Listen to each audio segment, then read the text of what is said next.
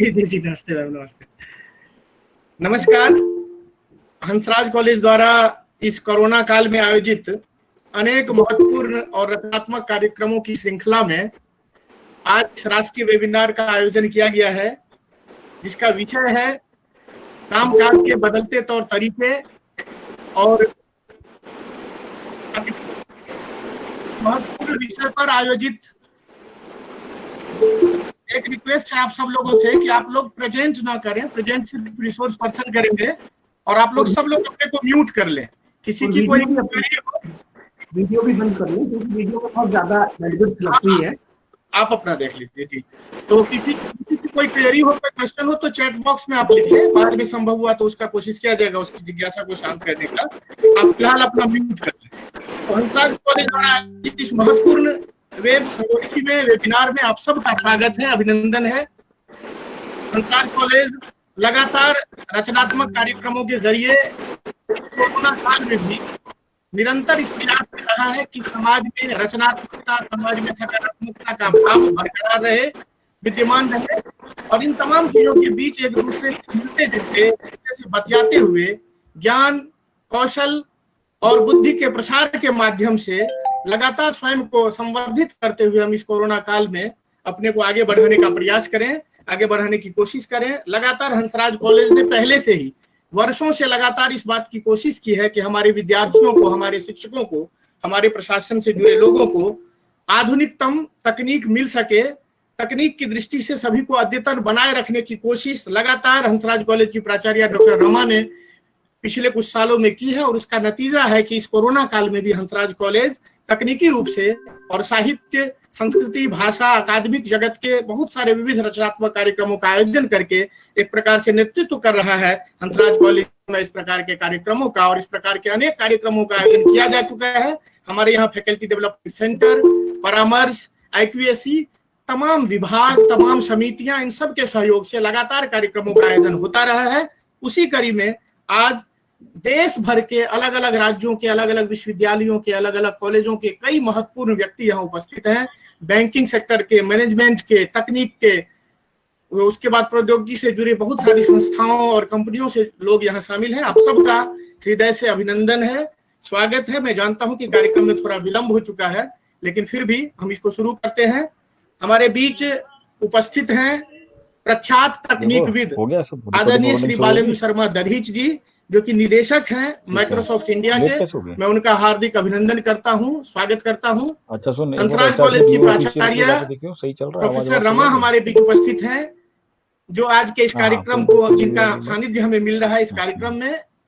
Professor Rama की ही प्रेरणा, प्रोत्साहन का नतीजा है कि हम और हमारे जैसे दूसरे तमाम शिक्षक, विद्यार्थी लगातार अनेक ऐसे कार्यक्रमों की रचना कर हंसराज कॉलेज को अकादमिक सक्रियता का एक केंद्र बनाने में हम लोग लगे हुए हैं, और दुनिया के नंबर 1 कॉलेज की संकल्पना को साकार करने का प्रयास है हमारा। हम चाहते हैं कि हंसराज कॉलेज आने वाले दिनों में दुनिया में ज्ञान का प्रमुख केंद्र हो, शिक्षा का एक बड़ा तीर्थ हो, जहां तमाम प्रकार की चीजें उपलब्ध हो। मैं एक बार पुनः प्रोफेसर रमा मैम का स्वागत करता हूं, अभिनंदन करता हूं इस दिशा में निरंतर प्रयास के लिए, उनके सहयोग के लिए और हम सबको प्रोत्साहित करने के लिए। मैं कार्यक्रम में विलंब न करते हुए सीधे रमा मैम से आग्रह करता हूं कि वो आए, हम सबको संबोधित करें, मार्गदर्शन करें, और आज के इस कार्यक्रम के जो केंद्र में है आदरणीय बालेंदु जी, उनका भी अभिनंदन करें, स्वागत करें। तो आदरणीय रमा मैम को मैं सादर आमंत्रित करता हूँ। धन्यवाद विजय, मेरी आवाज आ रही है? जी मैम जी। धन्यवाद। नमस्कार, आप सब लोगों का हंसराज कॉलेज द्वारा आयोजित इस वेब संगोष्ठी में हार्दिक अभिनंदन है, हार्दिक स्वागत है। संयोजक डॉक्टर विजय मिश्रा ने बिल्कुल सही कहा कि तकनीक की दृष्टि से हम लोग लगातार कोरोना काल में भी रचनात्मक कार्य करने के लिए तत्पर रहते हैं, और उसी में हम लोगों ने जो आज का विषय लिया है, काम काज के बदलते तौर तरीके और तकनीक। क्योंकि कोरोना काल ने न केवल हमारे मस्तिष्क को बदला है, बल्कि हमारे काम काज के तौर तरीके भी बदले हैं।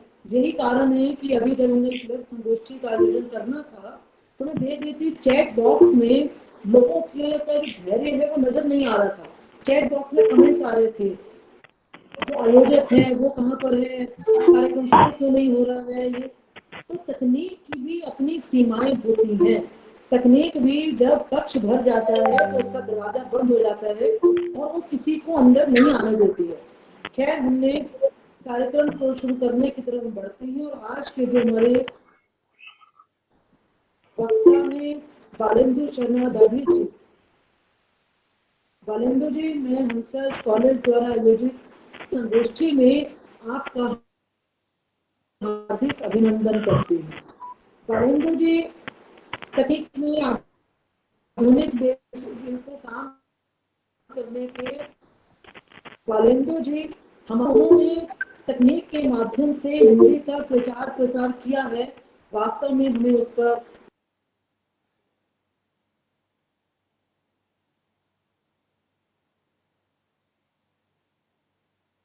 और इसके जो समाचार है, मुझे लगता है उन समाचारों का मुकाबला कोई प्रतिष्ठित समाचार चैनल नहीं कर सकता।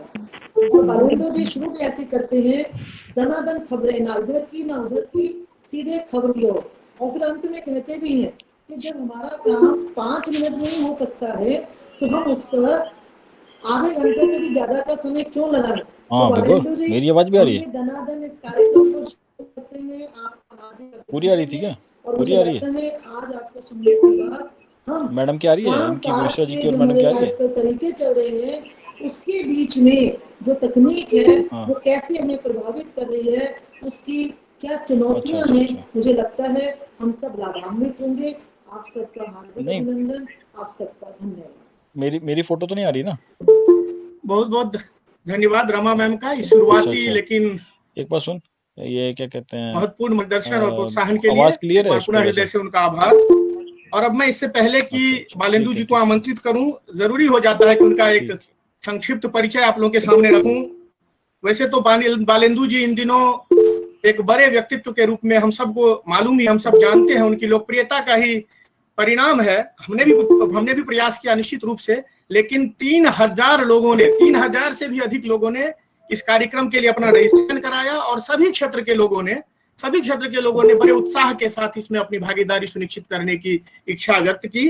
इसलिए आप सब लोग जो यहाँ जुड़े हुए हैं उनके लिए एक सूचना भी है कि आपके साथी अगर कोई नहीं जुड़ पा रहे हैं तो आप उन्हें बता सकते हैं कि इस समय हंसराज कॉलेज के ऑफिशियल फेसबुक पेज पर भी इस कार्यक्रम को लाइव दिखाया जा रहा है और वे वहां भी इसे सुन सकते हैं, इसे देख सकते हैं। तो बालेंदु शर्मा दधीच जी हिंदी के जाने माने तकनीकविद हैं। पहले संपादक के रूप में इन्होंने बड़ी ख्याति प्राप्त की थी। तकनीक, भाषा और मीडिया तीनों क्षेत्रों में इनका अपना व्यापक अनुभव है। लंबे समय से भारतीय भाषाओं में तकनीकी विषय को लेकर आम लोगों के बीच तकनीकी कौशल के प्रसार, तकनीकी विषय को जन जन तक पहुंचाने के लिए लगातार प्रयासरत रहे हैं। तकनीक के क्षेत्र का कोई ऐसा विषय, कोई ऐसा क्षेत्र तकनीकी मामले में अछूता नहीं है बालेंदु जी से जहां उनकी मजबूत दखल न हो। उन्होंने अनेक सॉफ्टवेयर, हिंदी के दर्जनों सॉफ्टवेयर बनाकर लोगों को निःशुल्क उपलब्ध कराया है। उन्होंने समाचार पोर्टल्स के जरिए भी लगातार हिंदी और तकनीक की सेवा की है और तकनीक के जरिए ज्ञान और कौशल के विकास में अपना महत्वपूर्ण योगदान दिया है। इसके लिए बालेंदु जी लगातार कई बार कई संस्थाओं के द्वारा सम्मानित भी किए गए हैं। कई देशों की यात्राएं की हैं, अपना वहां महत्वपूर्ण प्रेजेंटेशन दिया है, जिनमें भारत के साथ साथ अमेरिका, ब्रिटेन, जापान, चीन, रूस, अफ्रीका, नेपाल, ऐसे तमाम देशों में आपने लगातार अनेक महत्वपूर्ण कार्यक्रमों में भागीदारी की है। इस समय आप माइक्रोसॉफ्ट इंडिया में निदेशक हैं और आपने 4 विषयों में मास्टर की डिग्री ली है। आपने MBA, MCA के साथ ही MA हिंदी और कई PG डिप्लोमा कोर्सेज और पाठ्यक्रम भी आपने किए हैं। आपको अनेक सम्मानों से सम्मानित किया जा चुका है। इन सम्मानों की कड़ी में भारत के राष्ट्रपति के हाथों दिया जाने वाला आत्माराम पुरस्कार भी शामिल है। ऐसे कई सम्मानों से आप सम्मानित हो चुके हैं। हमारे लिए गर्व का विषय है, खुशी की बात है कि आपने सहज ही हंसराज कॉलेज के इस कार्यक्रम में अपनी भागीदारी के लिए स्वीकृति दी। लगातार आप हंसराज कॉलेज से जुड़े रहे और हंसराज कॉलेज आपका अपना कॉलेज है, आप परिवार की तरह इस कॉलेज से जुड़े हैं और लगातार आपसे हम सहयोग समर्थन लेते रहे हैं। उसी कड़ी में आज हमारे बीच आप उपस्थित हैं, मौजूद हैं, एक महत्वपूर्ण विषय पर अपने व्याख्यान देने के लिए, जिसका मैंने पहले बताया कि शीर्षक है कामकाज के बदलते तरीके और तकनीक। जिस प्रकार से तकनीक ने हाल के वर्षों में हमारी जिंदगी को बदलने का काम किया है, तकनीक लगातार अपनी पैठ बना रहा था। एक तकनीक अपना प्रभाव दिखाता नहीं है कि दूसरा उसे अपदस्थ कर देता है। हम उससे ताल से ताल मिलाने की कोशिश करते रहे हैं, और यही कारण है कि तकनीक हमारी मजबूती हो गई थी। इन हाल के दिनों में, इस कोरोना काल में, जब मजबूरी के समय में तकनीक ने जो हमें सहायता की है, उससे तकनीक को एक नई उछाल मिली है, नई गति मिली है, और इस नई उछाल के साथ तकनीक लगातार हमारे बीच पैठ बढ़ा रहा है। आने वाले दिनों में भी इसकी पैठ बढ़ने वाली है।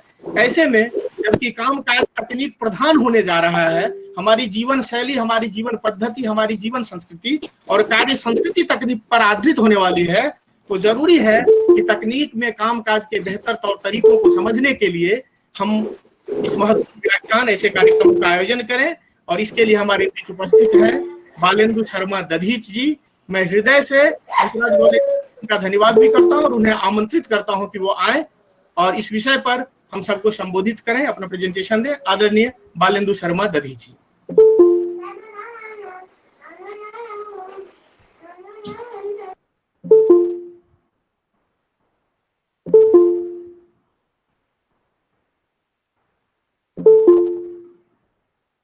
बालेंदु जी। जी जी जी, बस मैं शेयर करने की कोशिश कर रहा हूँ, एक थोड़ा सा समय लगेगा। जी जी, नमस्कार। अब आप करें।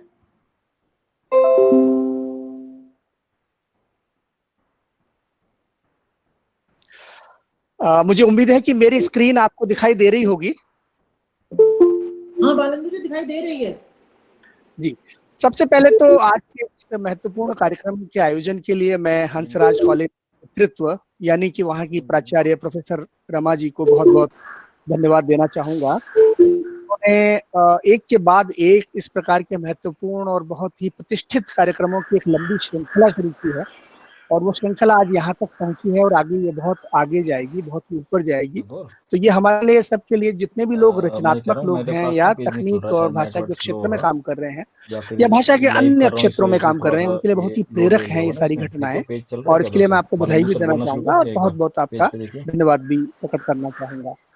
विजय मिश्रा जी बहुत ही अधिक ऊर्जावान एकेडमिशियन है। उनका हमेशा उनकी ऊर्जा देखते ही बनती है इस प्रकार के आयोजनों में, और आपने मेरे बारे में एक लंबी भूमिका दी। मुझे नहीं लगता कि मैं उस आपकी इतनी प्रशंसा का हकदार हूँ, किंतु आपने मुझे यहाँ पर आने का मौका दिया और आमंत्रित किया, उसके लिए मैं आभारी हूँ आपका। और उसके बाद अंत में जितने प्रतिभागी आए हैं इस कार्यक्रम में, वो मेरे लिए बड़ी खुशी की बात है कि आपने अपना समय निकाला, क्योंकि ये शाम का समय है और कई आप में से कुछ लोगों का इस समय दफ्तर भी होगा। इस समय आपने अपना समय निकाला, तो मैं आप सबका भी धन्यवाद और आभार प्रकट करता हूँ। उम्मीद करता हूँ कि हम आज कुछ रचनात्मक या कुछ नया जानने समझने की कोशिश करेंगे और हमारे समय का कुछ अच्छा इस्तेमाल हो। मैडम बोल रही थी तो मैडम क्या रही थी? दोस्तों, मैं आपको टेक्नोलॉजी के बारे में बहुत सारी बातें बताना चाहता हूं, लेकिन मैं मुख्य रूप से जिस बिंदु पर केंद्रित करना चाहता हूं वो है कि किस तरह से तकनीक हमें बदल रही है, हमारे जीवन को बदल रही है। हालांकि ये तो हमारा जीवन निरंतर बदल ही रहा है, वो स्वाभाविक है, किंतु टेक्नोलॉजी उससे कई गुना तेजी से शायद बदल रही है, और अब वो टेक्नोलॉजी का प्रभाव हमारे जीवन में भी आ गया है। अब आप यहाँ पर देखेंगे कि किस प्रकार से टेक्नोलॉजी ने हमारे रूपांतरण करना, कायाकल्प करना शुरू कर दिया है। उसका एक मिसाल आप यहाँ पर देखेंगे। ये दृश्य जो आपको दिखाई दे रहा है, ये सन 2000 का है। भारत का कोई आम सामान्य सा कोई भी ऑफिस मान लीजिए, दफ्तर मान लीजिए, वो इस प्रकार का हुआ करता था आज के महज 20 साल पहले। उम्मीद करता हूं कि आपको ये दृश्य दिखाई दे रहा है, ये चित्र जो मैं अपनी स्क्रीन से दिखा रहा हूँ। हाँ बिल्कुल दिखाई दे रहे हैं बालेंदु जी। तो आज के 20 साल पहले जो है वो ये स्थिति थी, लेकिन उसके बाद बहुत सारे बदलाव आए, बाजार की वजह से भी, हमारी आर्थिक तरक्की की वजह से भी और तकनीक की वजह से भी मित्रों। और उसके बाद कुछ साल बाद में आप देखेंगे सन 2010 का ये दृश्य हमारे दफ्तरों का जो दृश्य था वो इस तरह का हो गया। मतलब हमारे दफ्तरों की दुनिया लगातार बदल रही है। 20 साल पहले आपने देखा, अब 10 साल पहले का दृश्य देखा, उसके बाद ये पिछले साल का दृश्य देखिए।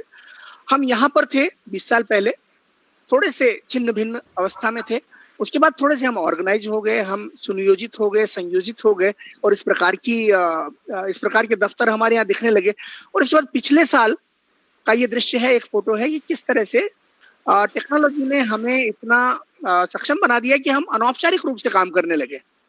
कोई यहाँ बैठा है, कोई सोफे पे बैठा है, कोई कहाँ पर बैठा है और आपस में काम कर रहे हैं। ये एक स्टार्टअप का दृश्य है। लेकिन आपने देखा कि लॉकडाउन जब से हुआ, यानी सन 2020 के इस वर्तमान काल में मार्च के बाद, उसके बाद परिस्थितियां एकदम से बदल गई। यानी कि इवन ये जो 2019 का दृश्य मैं आपको दिखा रहा हूँ, यही अपने आप में बहुत क्रांतिकारी लगता था। लेकिन हमने सोचा नहीं था कि इसके कुछ ही महीनों बाद, यानी कि मार्च 2020 में स्थितियां और बदल जाएंगी और हम इस जगह पर आ जाएंगे। आज हम सब लोग अपने दफ्तरों का काम अपने घरों से कर रहे हैं, अपने कंप्यूटरों से कर रहे हैं, अपने मोबाइल फोन से कर रहे हैं। कामकाज के तौर तरीके हमारे पूरी तरह से बदल गए हैं, खासतौर पर इस कोरोना काल में।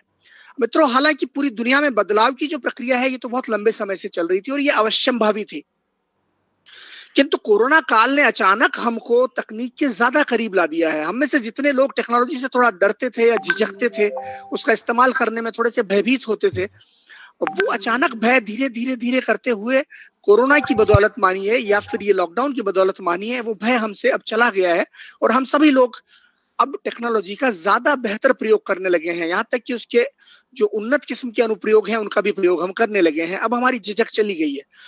और आप इस समय आज ये जो सत्र है इसमें हिस्सा ले रहे हैं, ये भी इस बात का प्रमाण है कि किस प्रकार से हम टेक्नोलॉजी के उन्नत अनुप्रयोगों का इस्तेमाल अब आसानी से कर रहे हैं, क्योंकि ये ऑनलाइन बैठक है, ऑनलाइन कार्यशाला है जिसमें आप सब हिस्सा ले रहे हैं। तो हमारा कामकाज का तौर तरीका पूरी तरह से बदल गया है। भले ही वो हमारे दफ्तर हो, दफ्तरों का कामकाज हम घर से करते रहे लंबे समय तक, भले ही वो शैक्षणिक संस्थान हो, हमारी कक्षाएं चलती रही ऑनलाइन माध्यमों पर, या भले ही लोगों के बीच में आपस में संवाद की बात हो वो भी ऑनलाइन चलने लगा। तो परिस्थितियां पूरी तरह से बदल गई हैं। लेकिन ऐसा भी नहीं है कि ये सिर्फ लॉकडाउन की वजह से हुआ है। ये जो हमारी पूरी दुनिया है मित्रों, ये धीरे धीरे इस दिशा में आ ही रही थी। पिछले कुछ वर्षों से हम इसी दिशा में बढ़ रहे थे। हो सकता है कि लॉकडाउन की इस अवधि ने हमें 2 साल पहले ही इन चीजों में सक्षम बना दिया हो, लेकिन देर सवेर हमें इसी दिशा में जाना था, क्योंकि पूरी दुनिया एक डिजिटल ट्रांसफॉर्मेशन की तरफ बढ़ रही है। अब हुआ यह है कि असल में हम तो वही हैं, हम वही लोग हैं, हम अपने घरों में हैं। और मुझे एक छोटे से एक कविता याद आती है। एक नवोदित कवि है पीयूष पाराशर, उन्होंने लिखा है कि हम वही हैं, बस ठिकाना बदल गया, कुछ भी नहीं बदला, जमाना बदल गया। तो आज उसी चीज को अनुभव कर रहे हैं। लेकिन वास्तव में देखा जाए, यदि कुछ वर्षों के दौरान टेक्नोलॉजी के क्षेत्र में क्या कुछ बदलाव हुए हैं, अगर उन पर एक विहंगम दृष्टि डाली जाए तो बहुत बड़े बदलाव कुछ हो रहे हैं।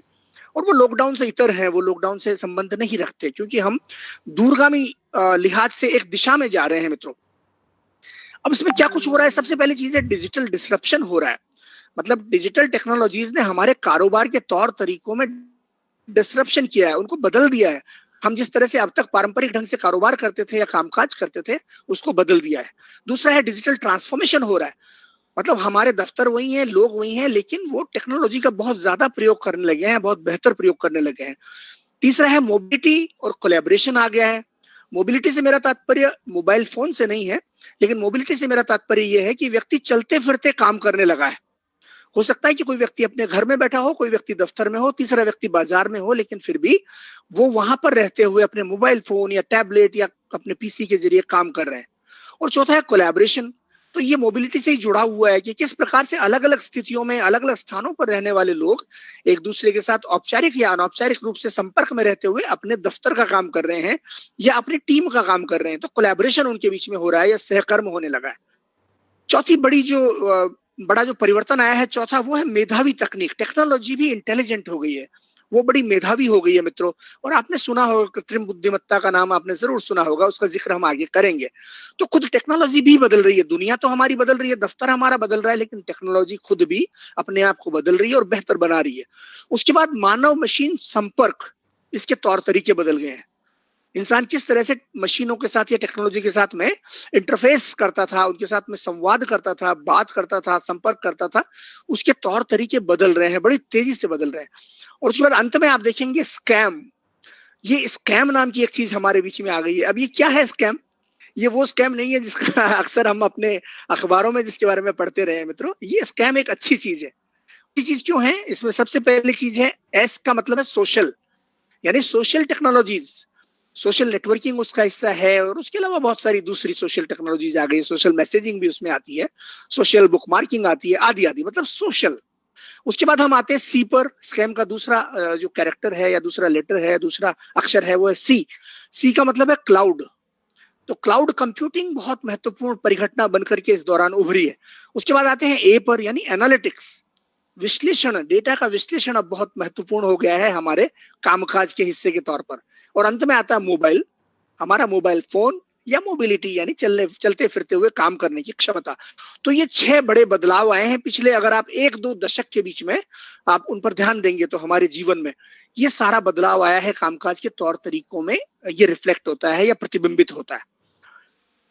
मित्रों, डिजिटल डिस्रप्शन क्या है? जैसा कि मैंने आपसे कहा कि कामकाज के तौर तरीके बदल गए हैं। जितने पुराने नियम हम कन्वेंशनली या पारंपरिक रूप से जिनका इस्तेमाल कर रहे थे कारोबार में या हमारे दफ्तरों में, वो अचानक ही ऐसा लगता है कि दोबारा लिख दिए गए हैं। ऐसा लगता है कि उनको रीराइट कर दिया गया है। क्यों? क्योंकि आज जो जमाना है वो अलग तरह का हो गया। आज किसी क्षेत्र में कारोबार करने के लिए जरूरी नहीं है कि आपके पास उस क्षेत्र का पुराना बैकग्राउंड हो, या आपके पास उस क्षेत्र की आपके पास बहुत सारा पैसा हो, या फिर आपके पास उस क्षेत्र की बहुत बड़ी विशेषज्ञता हो, या फिर आपके पास उस क्षेत्र की बहुत बड़ी इन्वेंट्री हो, यानी बहुत सारे सामान आप खरीदें और उसके बाद वो काम करें। नहीं, अब परिस्थितियां एकदम बदल गई है। एक छोटा सा मोबाइल फोन काफी है आपको अरबों खरबों का व्यापार शुरू करवाने के लिए और उसको सफलतापूर्वक चलवाने के लिए। इसके कुछ नमूने आप यहाँ पर देखिए। फेसबुक, जो कि दुनिया की सबसे बड़ी सोशल मीडिया कंपनी है, उसका अपना एक भी अखबार नहीं है। फेसबुक पर जितने भी संदेश आते हैं उनमें से उसका अपना एक भी संदेश नहीं है। सारे संदेश किसके डाले हुए हैं? आप लोगों के डाले हुए हैं। लेकिन उसके बावजूद फेसबुक दुनिया की सबसे बड़ी सोशल मीडिया कंपनी है, बल्कि हम कहेंगे कि सबसे बड़ी मीडिया कंपनी भी है, क्योंकि सोशल मीडिया भी मोटे तौर पर मीडिया को प्रतिनिधित्व करता है। उसके बाद अमेजोन को आप ध्यान दीजिए। अमेजोन पर आइए। अमेजोन दुनिया का सबसे बड़ा रिटेलर है, लेकिन अमेजोन का अपना एक भी सामान वो नहीं बेचता। ज्यादातर सामान जो है वो दूसरे विक्रेताओं के बेचता है, और खरीदने वाले हम सब लोग हैं जो अमेजोन पर जाते हैं। लेकिन अमेजोन का अपना कुछ भी नहीं है। हालांकि अमेजोन की 1-2 छोटी परियोजनाएं जरूर है, जिस जरिए वो भी अपनी एक छोटी सी दुकान के तौर पर वहां पर कुछ चीजें बेचता है, जो एक प्रयोग के तौर पर उसने शुरू किया है। लेकिन अब देखें तो करोड़ों अरबों अमेजोन की जो प्रोडक्ट है, उसमें अमेजोन का अपना हिस्सा 5% नहीं है, बल्कि 1% भी नहीं है। सारी चीजें दूसरे लोग बनाते हैं, अमेजोन सिर्फ बेचता है। उसके बाद ऊबर पर आई है, दुनिया की सबसे बड़ी टैक्सी सेवा, लेकिन उसकी अपनी एक भी टैक्सी नहीं है। सारी टैक्सियां दूसरे लोगों की। ऊबर का क्या है? मोबाइल फोन पर बनाया हुआ एप्लीकेशन। उसके बाद यूट्यूब पर आइए, सबसे बड़ा वीडियो प्रदाता है दुनिया का, लेकिन उसका अपना वीडियो एक भी नहीं है। आप सब लोग वीडियो बनाते हैं। अभी रमा मैम ने जिक्र किया था एक न्यूज बुलेटिन का। वो लॉकडाउन का चूंकि समय है, लोगों के पास समय हो गया कि वो कुछ ना कुछ अपना रचनात्मक योगदान समाज को दे सकें, तो हम कुछ मित्रों ने मिलकर के भी एक 5 मिनट के लिए न्यूज देने की एक प्रयोग शुरू किया था, जिसका जिक्र उन्होंने किया था। उसके बाद आइए बिटकॉइन, दुनिया की सबसे मूल्यवान करेंसी है। कितने लाखों में इसकी कीमत है एक बिटकॉइन की, लेकिन असल में बिटकॉइन तो करेंसी है ही नहीं, वो कोई मुद्रा ही नहीं है। उसके बाद बुक माई शो पे आइए, सबसे बड़ी सिनेमा सेवा है देश की, लेकिन असल में उसका तो अपना कोई मूवी हॉल भी नहीं है और नहीं उसकी अपनी एक भी फिल्म है। ओयो सबसे बड़ी होटल सेवा है, लेकिन उसकी अपनी एक भी होटल नहीं है, दूसरे लोगों की होटलें हैं, ओयो का सिर्फ एप्लीकेशन है। इसी तरह से जोमैटो पर आइए, जोमैटो जो है वो सबसे बड़ी भोजन सप्लाई सर्विस है। कहने का मतलब ये है कि डिजिटल डिसरप्शन हो गया है। कारोबार किस तरह से होगा, उसके तौर तरीके पूरी तरह से बदल गए हैं मित्रों। आज के जमाने में आप सोचिए कि अगर कोई अमेजोन जितना बड़ा कारोबार अगर शुरू करना चाहता तो उसको कितना बड़ा निवेश करने की जरूरत थी, लेकिन आज इतना बड़ा निवेश करने की जरूरत नहीं है, क्योंकि एक ऑल्टरनेटिव माध्यम उभर गया है। कामकाज के वैकल्पिक तरीके उभर गए हैं। आपको सिर्फ एक बहुत ही एफिशिएंट एप्लीकेशन बनाने की जरूरत है और एक आपको सप्लाई चेन को सपोर्ट देने की जरूरत है। तो तौर तरीके बदल गए हैं, डिजिटल डिसरप्शन आ गया है। आगे चलते हैं, डिजिटल कायाकल्प हो रहा है हमारे दफ्तरों का, हमारे सरकारी कामकाज का, हमारे शिक्षण संस्थानों का। डिजिटल ट्रांसफॉर्मेशन हो रहा है, डिजिटल कायाकल्प हो रहा है। अब क्या हो रहा है इसमें ये हो रहा है कि हम ज्यादा से ज्यादा टेक्नोलॉजी का इस्तेमाल करने लगे हैं। अब टेक्नोलॉजी से दूरी बनाए रखना हमारे पास कोई विकल्प उपलब्ध नहीं है उस चीज का, ये छूट हमारे पास उपलब्ध नहीं है। आज की तिथि में यदि मित्रों हम लोग टेक्नोलॉजी को अपनाते नहीं है तो हम डिजिटल डायनासोर बन जाने के लिए अभिशप्त होंगे। हो सकता है 2 साल या 5 साल बाद हमारा कारोबार बिल्कुल हाशिए से बाहर चला जाए, हम इररिलेवेंट हो जाए, हम अप्रासंगिक हो जाए। तो डिजिटल टेक्नोलॉजीज को अपनाना जरूर होगा और उनके जरिए आज हम हैं डिजिटल ट्रांसफॉर्मेशन के दौर, डिजिटल रूपांतरण के दौर में। आप एक उदाहरण देखिए कि ये डिजिटल तकनीकों ने किस तरह से कायाकल्प किया है। आज ये जरूरी नहीं है कि एक व्यक्ति को कोई बहुत बड़ा कारोबार चलाने के लिए या अपनी रचनात्मकता को बहुत बड़े मुकाम पर ले जाने के लिए बहुत बड़ा निवेश करे। आप उदाहरण देखिए, हमारे यहाँ पर एक बहुत बड़ी कंपनी है जिसका नाम है टी सीरीज, जो कि यूट्यूब पर आज दुनिया की सबसे बड़ी, सबसे ज्यादा फॉलोवर्स वाली है, सबसे ज्यादा सब्सक्राइबर्स वाली कंपनी है टी सीरीज। लेकिन टी सीरीज अपने आप में अरबों रुपए की कंपनी है, बहुत बड़ी कंपनी है। अब आप जरा सोचिए, आप में से बहुत से लोगों को पता होगा कि पिछले कुछ महीनों से टी सीरीज का मुकाबला चल रहा है एक व्यक्ति से, एक सिंगल व्यक्ति से, एक अकेले व्यक्ति से, क्योंकि उस अकेले व्यक्ति का नाम है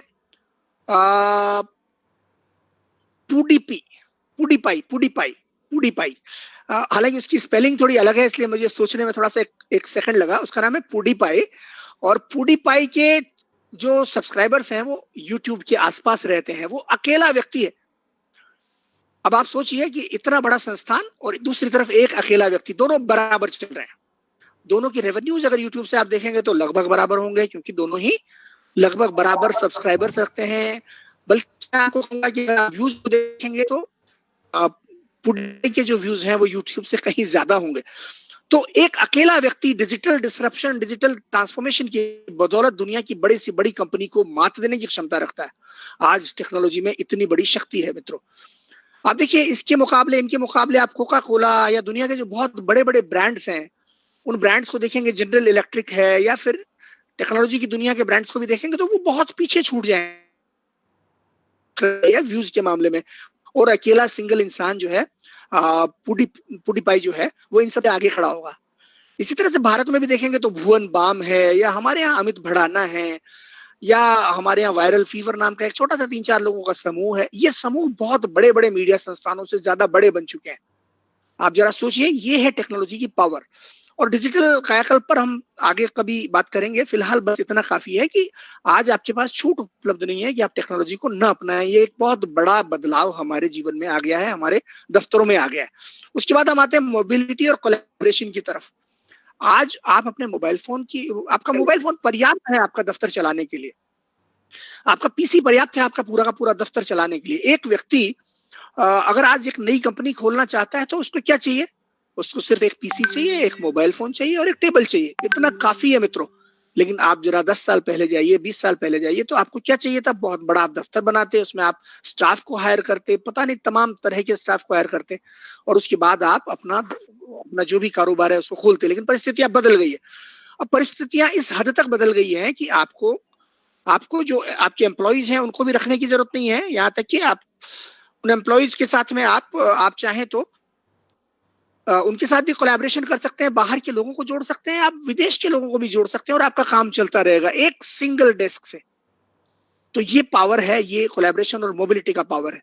अब इससे क्या बड़े बदलाव आए हैं? जैसे 5 बहुत बड़े बदलाव आए हैं। पहली बात, कंज्यूम करने में हम लोग बहुत सक्षम हो गए हैं। अपने घर पर बैठे हुए हम चीजों का उपभोग कर सकते हैं, हमें जाने की जरूरत नहीं है। क्रिएट करने के लिए हम किसी चीज पर निर्भर नहीं है, अपने छोटे से कंप्यूटर पर निर्भर है। और इन चीजों ने हमारे इन तौर तरीकों को बदल कर रख दिया है। कंज्यूम करने के तरीके बदल गए हैं, क्रिएट करने के तरीके बदल गए हैं, कम्युनिकेट करने या संचार करने के तरीके बदल गए हैं, स्टोर करना, ऑर्गेनाइज करना और ऑटोमेट करना, यानी कि चीजों को ऑटोमेटिक ढंग से संपन्न करना, इन सब के तौर तरीके बदल गए हैं। और ये कैसे हुआ? मोबिलिटी और कोलैबोरेशन की वजह से। और इनके कुछ प्लेटफॉर्म्स हैं। मिसाल के तौर पर मित्रों, आप जानते हैं इस समय आप गूगल मीट पर बात कर रहे हैं लोग, ये अपने आप में एक प्लेटफॉर्म है जो आपको ये मौका देता है कि आप जगह जगह पर फैले हुए अपने लोगों के साथ मिलकर काम कर सके, बात कर सके, उनके साथ वीडियो कॉन्फ्रेंसिंग कर सके। इसी तरह से जूम भी एक प्लेटफॉर्म है, कुछ अन्य प्लेटफॉर्म्स भी हैं। ऐसा ही एक प्लेटफॉर्म है वेबएक्स। लेकिन एक और बहुत महत्वपूर्ण प्लेटफॉर्म है, उसका नाम है माइक्रोसॉफ्ट टीम्स। अब माइक्रोसॉफ्ट टीम्स की जो खास बात है वो ये है कि वो माइक्रोसॉफ्ट टीम्स न सिर्फ एक आपको साथ लाता है वीडियो कॉन्फ्रेंसिंग के टूल के तौर पर, बल्कि पूरा का पूरा दफ्तर आपके सामने पेश कर देता है। क्योंकि उसके भीतर लगभग वे सारे सॉफ्टवेयर भी मौजूद हैं जिनका इस्तेमाल आप अपने दफ्तरों में करते हैं, जैसे वर्ड, एक्सेल, पावर पॉइंट या और दूसरे बहुत सारे सॉफ्टवेयर उसमें मौजूद हैं। उसके बाद आप चाहें तो उसके जरिए न सिर्फ आप कोलैबोरेशन कर सकते हैं, आपके सारे दफ्तरों की फाइलें एक जगह पर स्टोर कर सकते हैं, आप चैट कर सकते हैं, ऑडियो कॉल्स कर सकते हैं, यहाँ तक कि लोगों के टेलीफोन पर भी आप उससे कॉल कर सकते हैं आपके पीसी के जरिए। तो इस तरह की सुविधाएं भी उसमें है, लेकिन और भी बहुत सारी सुविधाएं उसमें हैं। अब ये जो कोलैबोरेशन का जमाना है, इसमें किस तरह से हमारा जीवन बदला है, देखिए अलग अलग स्थानों पर बैठे हुए लोग इस सॉफ्टवेयर का इस्तेमाल करते हुए किस तरह से साथ काम करते हैं वो आप इस वीडियो में देखिए। ये एक जो महिला है ये इस समय अपने दफ्तर में बैठी है, उसको कोई विचार आता है, एक मैसेज भेजती है। दूसरी महिला एक मॉल से निकली है, उसको संदेश मिलता है और वहीं से जवाब दे देती है।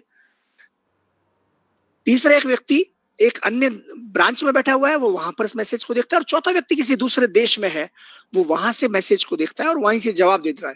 अब ये सारे लोग टीम्स का इस्तेमाल करते हुए प्रोडक्टिव हो सकते हैं, अपना काम कर सकते हैं दफ्तर का। अब कैसे कर सकते हैं और क्यों कर सकते हैं, इस पर हम बात करेंगे मित्रों।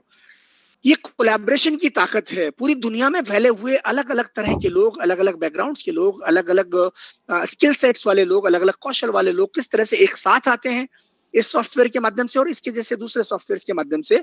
वो कोलैबोरेशन की ताकत है जो आजकल हम घटित होते हुए देख रहे हैं।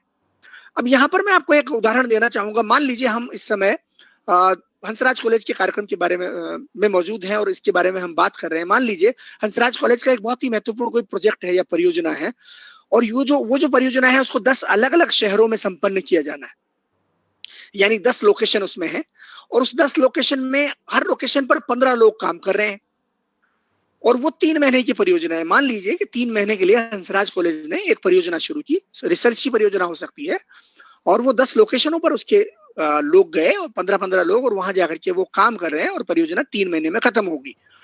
अब जो हंसराज कॉलेज का जो नेतृत्व है या जो भी गाइड है उनके कह रहे हैं कि आप हमको लगातार अपडेट्स इसके देंगे, आप सूचित करेंगे कि आपने नया क्या किया और क्या घटित हुआ। तो कैसे करेंगे वो लोग?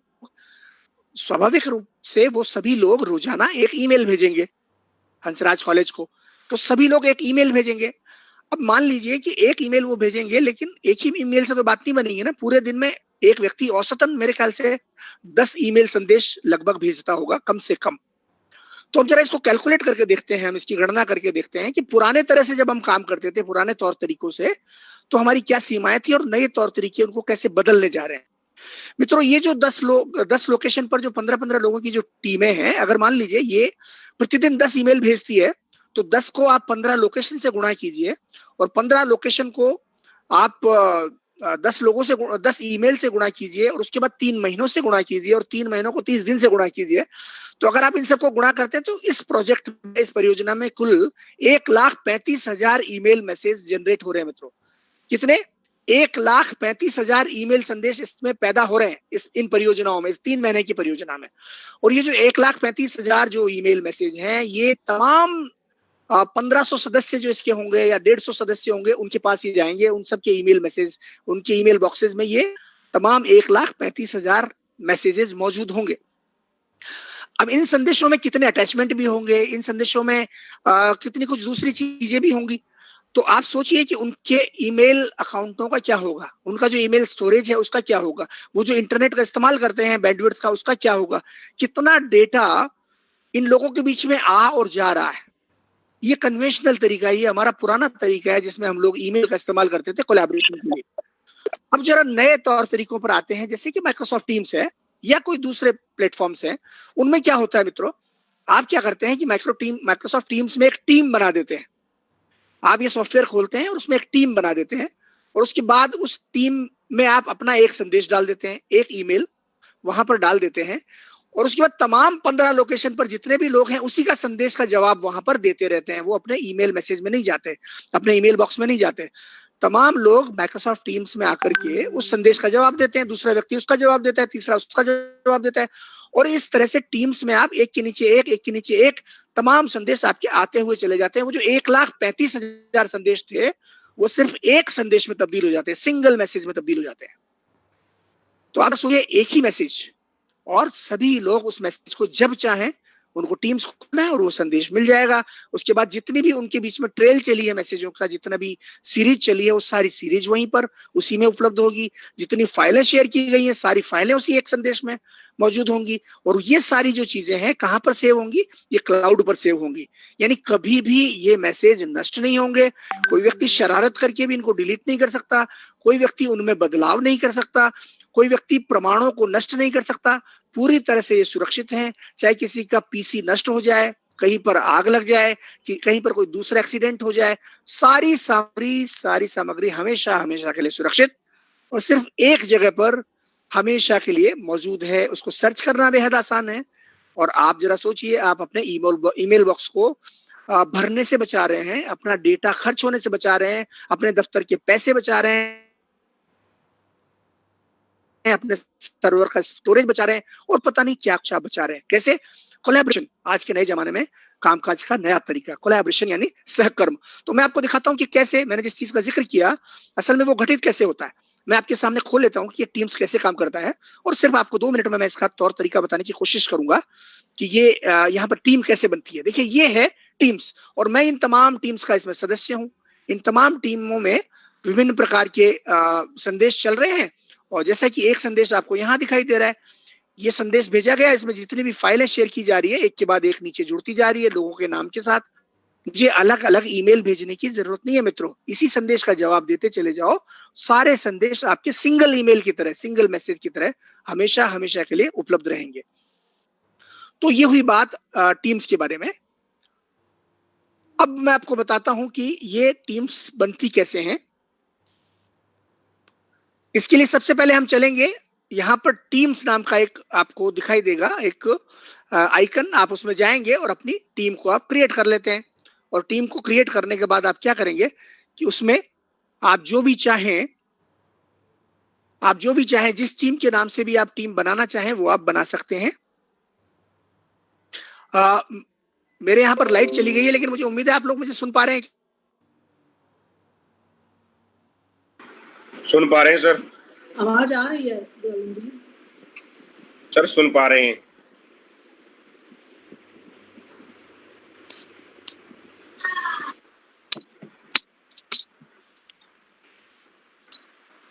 You are audible, sir. No.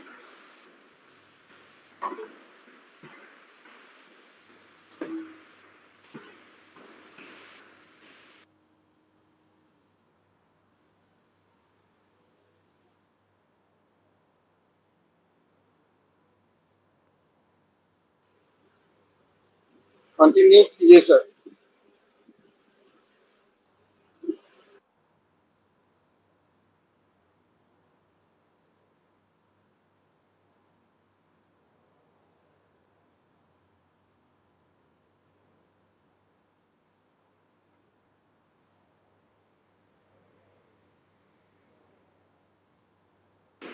Hello,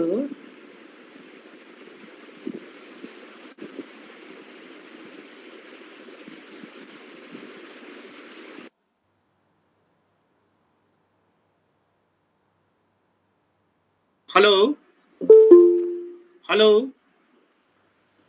हाँ विजय, आपकी तो आवाज आ रही है, बालेंद्र जी की नहीं आ रही आवाज। उनके पूछते ही आवाज चली गई। अच्छा, मैं तुरंत उनको फोन करूँ। हाँ जरा देखो, मैं नेटवर्क इशू के कारण ये हो रहा है। अब मेरे ख्याल से बालेंद्र जी जुड़ने की कोशिश कर रहे होंगे दोबारा से। जी जी, 2 मिनट आप लोग थोड़ा धैर्य रखें, मैं संपर्क करता हूँ उनको जोड़ने की कोशिश।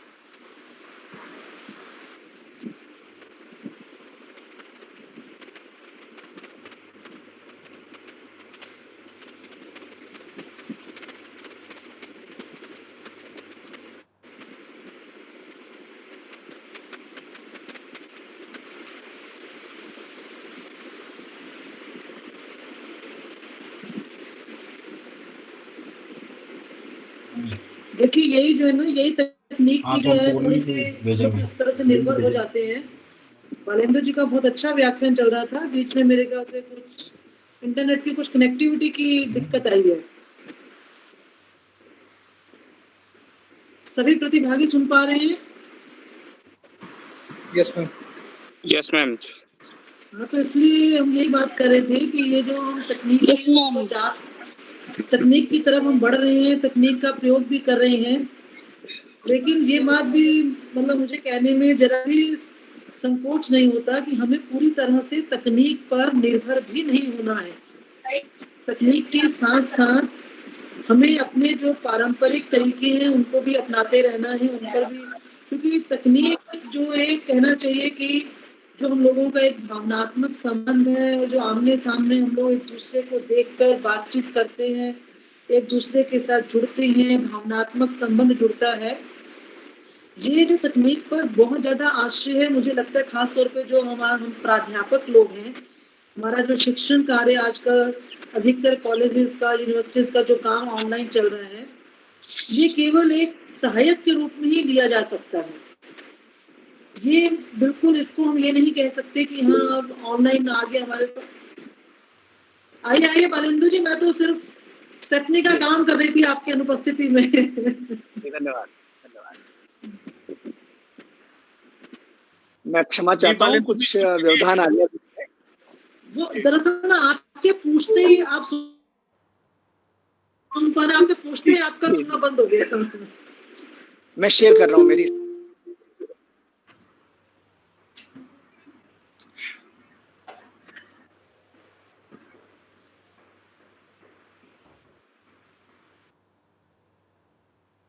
मेरी स्क्रीन आपको दिखाई दे रही है क्या? Yes, sir. Yes, sir. अच्छा, धन्यवाद धन्यवाद। तो फिर से चलते हैं हम हमारे। अब मैंने आपको कहा कि मैं आपको दिखा रहा था टीम्स के बारे में, और ये टीम्स है, आप इसको देख पा रहे हैं? जी। बालेंदु जी, आपकी स्क्रीन नहीं दिखाई दे रही है। सर आपकी स्क्रीन प्रेजेंट नहीं हुई है अभी। जी, एक सेकंड।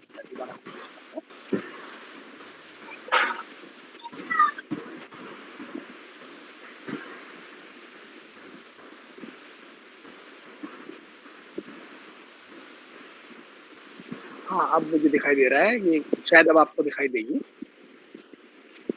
जी, अब आपको दिखाई दे रही है? जी सर, विजिबल। ठीक है, धन्यवाद।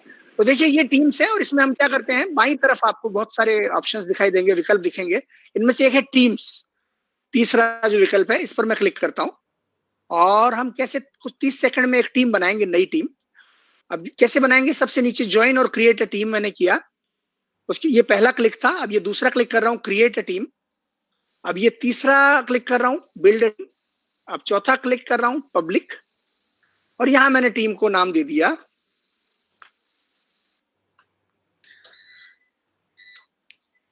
अरे आपको शायद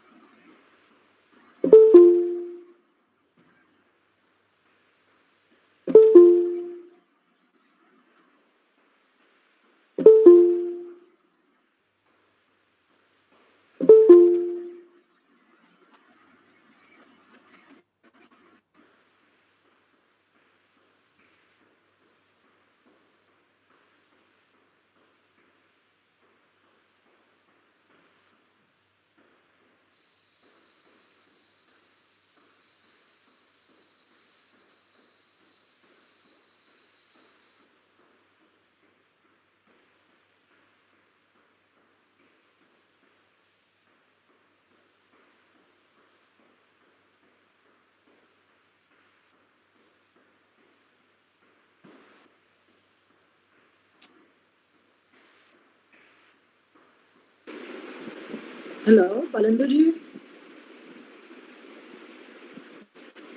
कनेक्ट नहीं है मैम मुझे अभी लग वो। रहा है फिर से। अभी फिर से मुझे लग फिर रहा से। है जी कोई जी। तकनीकी समस्या आई है फिर से शायद, क्योंकि वो तो खुद तकनीक के महारथी हैं, तो जरूर वो भी कोशिश कर रहे होंगे, लेकिन उनकी भी अपनी कुछ सीमाएं होंगी। तो खैर, कभी कभी ऐसा भी हो जाता है कि हम जब तकनीक का प्रयोग करते हैं और अब हम दरअसल अब हम उनको देख भी नहीं पा रहे कि वो किस समस्या से जूझ रहे हैं। तो हो सकता है जैसे थोड़ा सा वो अपना करके हमारे साथ तुरंत जुड़ेंगे वो, तब तक थोड़ा सा आप लोग धैर्य बनाए रखिए। ये भी सब जो है हमारे सीखने का ही दौर है कि तकनीक के उसमें भी रहते हुए हम कैसे कभी कभी मजबूर हो जाते हैं। हम सभी प्रतिभागी एक दूसरे को देख पा रहे हैं, लेकिन सिर्फ अपने वक्ता को नहीं देख पा रहे हैं। विजय बालेंदु जी, हमारी आइए बालेंदु जी। मैं क्षमा चाहता हूँ। देखिए, बिजली का जाना एक ऐसी चीज है जिस पर किसी का बस कुछ चीजें तो आपके नियंत्रण में भी नहीं है। 2 बार ऐसा हो गया है। जी वाले जी, मैं फिर से शेयर कर रहा हूँ। तो मैं आपसे ये कह रहा था, जब तक ये शेयर होता है मैं आपको ये बताऊं कि आप जाते हैं टीम्स में और वहां पर एक टीम बनाते हैं, बस इतना सिंपल काम है। और जब आप टीम बनाते हैं तो उसमें आप जितने लोगों को चाहें जोड़ सकते हैं। मतलब इस समय आप टीम्स का फ्री वर्जन भी अगर लेते हैं तो उसमें 5 लाख लोगों को आप अपनी टीम में जोड़ सकते हैं। इतनी बड़ी आपकी टीम बन जाएगी। और उसके बाद आप वहां पर एक संदेश डालते हैं, एक जैसे आप ईमेल भेजते हैं उसकी बजाय उसमें एक मैसेज डालते हैं, और वो मैसेज आपका सबको दिखाई देता है। जितने भी आपके टीम के सदस्य हैं, मान लीजिए 10 हैं, 15 हैं, 500 हैं, जितने भी लोग हैं वो सबको दिखाई देगा।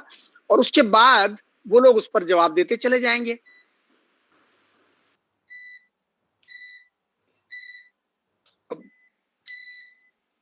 उस पर वो जवाब देते चले जाएंगे। और ये पुनः मैं शेयर करने की कोशिश निरंतर कर रहा हूं, लेकिन अभी मुझे लगता है इसने, हाँ, अब मुझे शेयर करने का मौका दिया है इसने। तो ये आपने टीम बना ली और उसके बाद आप जो भी संदेश डालेंगे, आपको बार बार डालने की जरूरत नहीं है, आपको एक ही संदेश डालना है। आपको मेरी स्क्रीन दिखाई दे रही है? Yes sir, yes sir. जी, तो मैंने हंसराज महाविद्यालय मान लीजिए कि एक टीम बनाई और इसमें मैं इन लोगों को जोड़ना चाहता हूँ, वो लोग भी मैं यहाँ पर जोड़ दूंगा और उसके बाद ये मेरी टीम बन जाएगी। इस टीम में मान लीजिए मैं लोगों को जोड़ना चाहता हूं तो मैं जोड़ सकता हूं। और ये प्रक्रिया जो है, मान लीजिए मैं दोबारा से करके आपको दिखाता हूं। मैंने एक टीम यहाँ क्रिएट की, लाइट जाने से वो जो मैं जो कर रहा था वो चीजें निष्क्रिय हो गई थी, तो दोबारा मैं कर रहा हूं। ये हंसराज महाविद्यालय की मैंने एक टीम बनाई क्रिएट करके, और ये टीम मेरी लगभग बन गई। इससे पहले मुझसे ये पूछा जाएगा कि आप किसी को इसमें जोड़ना चाहते हैं तो आप इस समय जोड़ सकते हैं। तो मैं मेरी टीम के जितने भी सदस्य हैं उनके ईमेल यहाँ पर लिखूंगा। जैसे मान लीजिए मैं फिलहाल मेरा ही ईमेल लिख देता हूं और मैं इसको अपना सदस्य बना लेता हूं टीम का। और ये मेरी टीम अब बनकर तैयार है, क्योंकि उसमें 2 लोग आ गए हैं। आप जानते हैं कि एक टीम में कम से कम 2 लोग होने चाहिए, तो ये टीम बन गई। अब मित्रों देखिए, यहाँ पर मैं और लोगों को जोड़ सकता हूँ चाहूं तो, जितने भी लोग हैं, और उसके बाद और बहुत सारे काम कर सकता हूं। लेकिन मैं जो आपको बता रहा था वो क्या था, यहाँ नीचे मैं मेरी मेल भेजने की बजाय यहाँ पर एक संदेश टाइप करता हूं। मान लीजिए मैंने ये मैसेज लिखा और उसके बाद जो भी उसको जवाब देना चाहता है उसको ईमेल में जाने की जरूरत नहीं है, वो यहीं पर उत्तर दे देगा। और इस तरह से ये आपकी ईमेल की जरूरत नहीं है, सारे एक के बाद इस तरह से मैसेजेस की एक सीरीज चलती चली जाएगी। और सारे मैसेज जितने भी हैं आपके, जो मैं 1,35,000 की बात कर रहा था, वो इसी एक सिंगल विंडो में या फिर 3, 4, 10, 15 अलग अलग संदेशों में सुरक्षित हो जाएंगे। और ये जितनी भी सामग्री है, ये सारी सामग्री हमेशा के लिए आपको उपलब्ध रहेगी, हमेशा हमेशा के लिए, क्योंकि ये क्लाउड पर स्टोर्ड है। अच्छा, अब आपको मैं कुछ बातें बताऊंगा। शायद आपके मन में ये प्रश्न आएगा कि हम जब ईमेल भेजते हैं तो उसमें तो हम अटैचमेंट भी लगाते हैं। तो मित्रों, ये कामकाज के नए तौर तरीके हैं, इनमें भी आप अटैचमेंट लगाएंगे, लेकिन वो अटैचमेंट का तरीका दूसरा होगा। देखिए मैं आपको दिखाता हूं। मैं यहाँ पर क्लिक करता हूं और मैं एक अटैचमेंट लगाता हूं। ये है, दिस इज माई, मान लीजिए मैंने ये लिखा, ये मेरा अटैचमेंट है और ये मैंने अटैचमेंट यहाँ पर लगाया क्लिक करके। और बिल्कुल उसी तरह से जैसे कि आप ईमेल में अटैचमेंट्स लगाते हैं, ये मुझे कह रहा है कि आप कहाँ से अटैचमेंट लगाएंगे बताइए। मैंने मेरे सिस्टम से मैं अपलोड करता हूं और मैं मेरे सिस्टम में जाता हूं और यहाँ पर कोई फाइल देखता हूं। जैसे एक फाइल हिंदी टेक्स्ट लिखा हुआ है, मैंने इसको अटैच कर दिया मित्रों। अब ये फाइल जो है ये अटैच हो गई, बिल्कुल वैसे ही जैसे कि आप ईमेल में भेजते हैं। और जब ये अटैच हो जाती है तो मैं यहाँ पर ये बटन दबा देता हूँ या एंटर दबा देता हूँ, तो ये मेरी फाइल सबके पास पहुंच गई। जितने भी मेरे टीम मेंबर्स हैं सबके पास ये फाइल पहुंच गई। इस समय मुझे इंडिविजुअली उन लोगों को कुछ भी भेजने की जरूरत नहीं हुई। 150 लोगों को मुझे भेजने की जरूरत नहीं पड़ी, सिर्फ एक जगह मैंने ये भेजा और ये सबको उपलब्ध हो गई। अब आप कहेंगे कि ये जो, मान लीजिए आपने डॉकएक्स मतलब आपने वर्ड की फाइल भेजी है और जो हमारे 150 लोग हैं 10 लोकेशंस में, उनके पास वर्ड ही नहीं है, उनके पास वो सॉफ्टवेयर ही नहीं है, तो वो क्या करेंगे? तो मैं आपको कहूंगा कि अगर उनके पास ये टीम सॉफ्टवेयर है तो वो उनको कुछ करने की जरूरत नहीं है। अगर वर्ड नहीं भी है तो यहाँ क्लिक करेंगे 3 बिंदुओं पर और एडिट इन टीम्स दबा देंगे, तो मित्रों आप देखेंगे कि आपका एमएस वर्ड यहीं पर आ गया, भले ही आपके पास है या नहीं है। तो अब आप यहीं पर एडिट करिए, इसमें जितना चाहे काम करिए और ये अभी आपके सारे यहाँ पर जितने भी आइकन से आ जाएंगे और अब आप इसको एडिट कर सकते हैं, जैसा कि मैं यहाँ इस समय कर रहा हूं।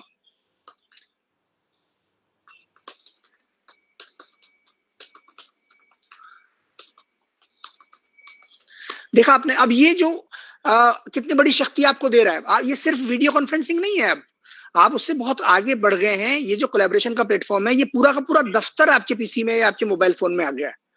यहाँ पर हम सॉफ्टवेयर का भी उस पर एडिट करिए, निर्भर नहीं है, हम यहीं पर काम कर रहे हैं। ठीक है, अब जितने भी लोग चाहें इसको संपादित कर सकते हैं एक समय पर भी और अलग अलग भी, लेकिन उनमें से कोई भी व्यक्ति गलत काम नहीं कर सकता, क्योंकि जितने भी वर्जन होंगे सारे स्टोर किए जाएंगे और हर व्यक्ति ने क्या इसमें आकर के बदलाव किया था उसका सबूत यहाँ पर सुरक्षित होगा। तो ये एक छोटी सी बात बताई मैंने, अब मैं इसको बंद कर देता हूं। आपने देखा कि वर्ड की भी जरूरत नहीं है, आपने पावर पॉइंट की कोई फाइल भेजी तो पावर पॉइंट भी यहीं पे संपादित हो जाएगा, एक्सेल भेजी तो एक्सेल भी यहीं पर हो जाएगा। ऐसे बहुत सारे एप्लीकेशंस की फाइलें यहीं पर एडिट हो जाएंगी इसी के अंदर, आपको उसकी जरूरत भी नहीं है। अब आगे बढ़ते हैं। आप में से हो सकता है कि कुछ लोग दूसरी भाषा इस्तेमाल करते हो मित्रों, जैसे मैं हिंदी का आदमी हूं, मैं अंग्रेजी का इस्तेमाल नहीं करता। इसी तरह से कोई संदेश हो सकता है फ्रांस से आया हो फ्रेंच भाषा में, कोई तमिलनाडु से आया हो तमिल भाषा में, जबकि मैं पसंद करता हूं हिंदी में। तो क्या मेरा ये जो कोलैबोरेशन सॉफ्टवेयर है वो मुझे मदद करता है? जी हाँ, हम देखते हैं। जैसे मान लीजिए ये अंग्रेजी का मैसेज मेरे पास आया हुआ है, यहाँ पर मैं जाता हूँ 3 बिंदुओं पर क्लिक करता हूँ, ये 3 बिंदु, और यहाँ पर मैंने जाके ट्रांसलेट बटन दबा दिया। तो देखिए क्या होता है, ये जो मेरा संदेश था, ये संदेश फिलहाल तो अंग्रेजी में ही है, लेकिन मान लीजिए किसी ने हिंदी में भेजा, दूसरी भाषा में भेजा। जैसे मैं हिंदी में लिखता हूं,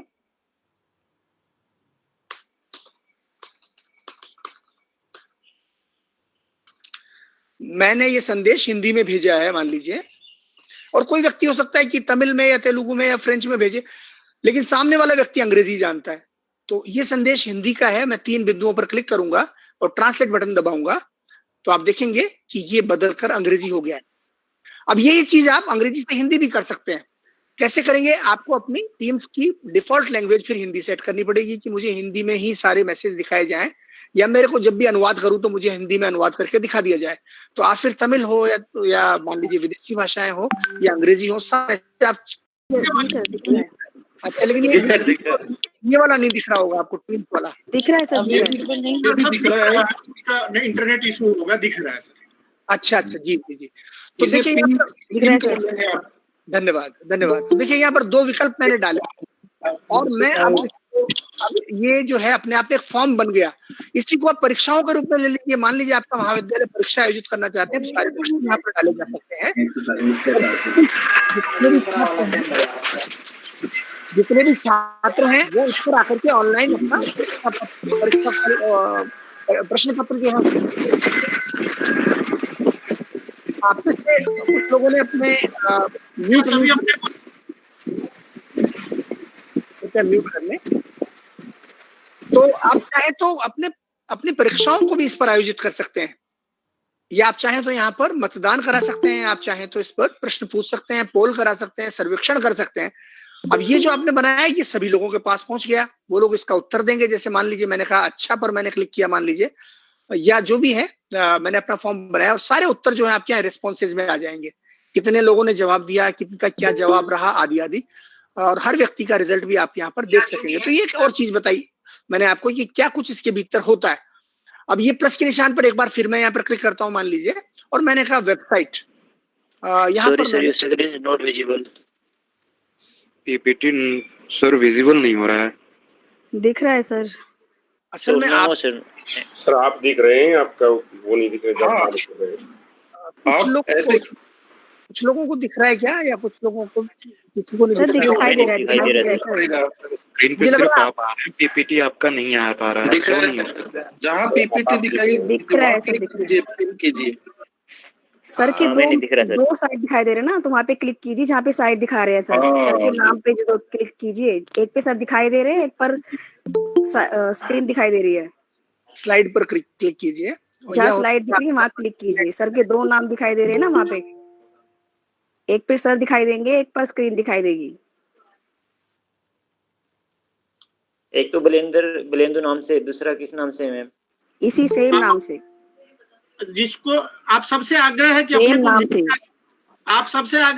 को आप म्यूट कर लें। किसी को अगर नहीं दिखाई दे रहा है तो इसका फेसबुक पेज इस पे लाइव चल रहा है, बाद में वो मैं आपको भेज दूंगा, आप उसको देख सकेंगे। अगर 1-2 लोगों को नहीं दिख रहा है तो उनके इंटरनेट या दूसरे किसी तकनीकी समस्या के चलते, अगर सबको नहीं दिखाई देगा तो उसको फिर हम लोग ठीक कर लेंगे खुद अपने स्तर पर। तो कृपया आप लोग अपने को म्यूट जरूर कर ले, बीच में न पूछे। कुछ प्रॉब्लम हो तो चैट बॉक्स में लिखें। जी, और ये आपको फेसबुक पर भी उपलब्ध होगा, बाद में भी उपलब्ध होगा, इसलिए कोई चिंता की बात नहीं है। अब देखिए मैंने प्लस के निशान पर क्लिक किया और यहाँ वेबसाइट पर क्लिक करता हूँ, तो यहाँ पर मुझे कहा जा रहा है मैं चाहूँ तो पूरी की पूरी डीयू की वेबसाइट यहाँ पर डाल सकता हूँ मेरे अपने इस टीम्स के पेज में, या मैं मान लीजिए चाहूँ किसी भी सरकारी विभाग की या हमारी टीम की अपनी कोई वेबसाइट है तो वो भी यहाँ पर आ जाएगी। मान लीजिए मैं उदाहरण के तौर पर आपको राजभाषा विभाग की वेबसाइट डालता हूँ।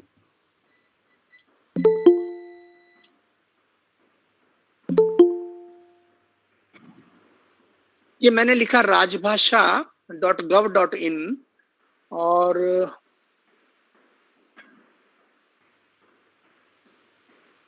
ये जो लिंक है इसको मैंने कॉपी करके नीचे डाल दिया यहां पर, और मुझे कहा जा रहा है कि आप इसको सेव कर लो। और अब आप देखेंगे कि ये जो वेबसाइट है ये मेरी टीम्स के पेज में आ गई, यानी इसमें अनगिनत चीजें आप कर सकते हैं मित्रों। अभी ये आप देखेंगे अभी ये वेबसाइट यहाँ पर खुल जाएगी। देखिए राजभाषा विभाग की वेबसाइट भी आ गई है मेरी टीम में, तो यानी कितना कुछ मैंने यहाँ पर किया। अब मैं इस पर ज्यादा नहीं बोलूंगा, लेकिन आप वीडियो कॉल तो यहाँ पर कर ही सकते हैं, ऑडियो कॉल कर सकते हैं, चैट कर सकते हैं, लेकिन आपका पूरा का पूरा दफ्तर का काम भी टीम्स के जरिए कर सकते हैं और बहुत कुछ दूसरी चीजें भी कर सकते हैं। मिसाल के तौर पर आप यहाँ पर बॉट्स बना सकते हैं, आप यहाँ पर अपने खुद के एप्लीकेशंस बना सकते हैं, आप दूसरे विभागों के बनाए हुए एप्लीकेशन का यहाँ इस्तेमाल कर सकते हैं और अनगिनत चीजें आप यहाँ पर कर सकते हैं। ये इसकी एक मैंने झलक आपको दी। तो ये है नए जमाने का कामकाज का तौर तरीका। ये आपको 1,35,000 ईमेल एड्रेस ईमेल भेजने की जरूरत नहीं है। आप एक ही जगह पर सिंगल मैसेज भेजते हैं और आपका काम सुचारू रूप से चलता चला जाता है। तो चलिए ये हुई कोलैबोरेशन की बात, और अब मैं इसको बंद कर देता हूँ और आगे बढ़ते हैं हम लोग अपनी प्रेजेंटेशन की तरफ। ये मेरी प्रेजेंटेशन पे वापस आते हैं। अब इसमें बहुत सारी चीजें इसमें उपलब्ध हैं, आप उन पर बाद में कभी चर्चा करेंगे, क्योंकि आज का जो कार्यक्रम है वो आगे बढ़ाना है हमें।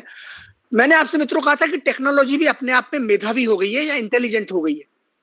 अब वो इंटेलिजेंट होने का मतलब क्या है कि इसमें 3 प्रमुख चीजें आ गई है जिन्होंने टेक्नोलॉजी को बड़ा इंटेलिजेंट स्वरूप दे दिया है। पहली चीज है आर्टिफिशियल इंटेलिजेंस, बुद्धिमत्ता। दूसरी चीज है क्लाउड कंप्यूटिंग, और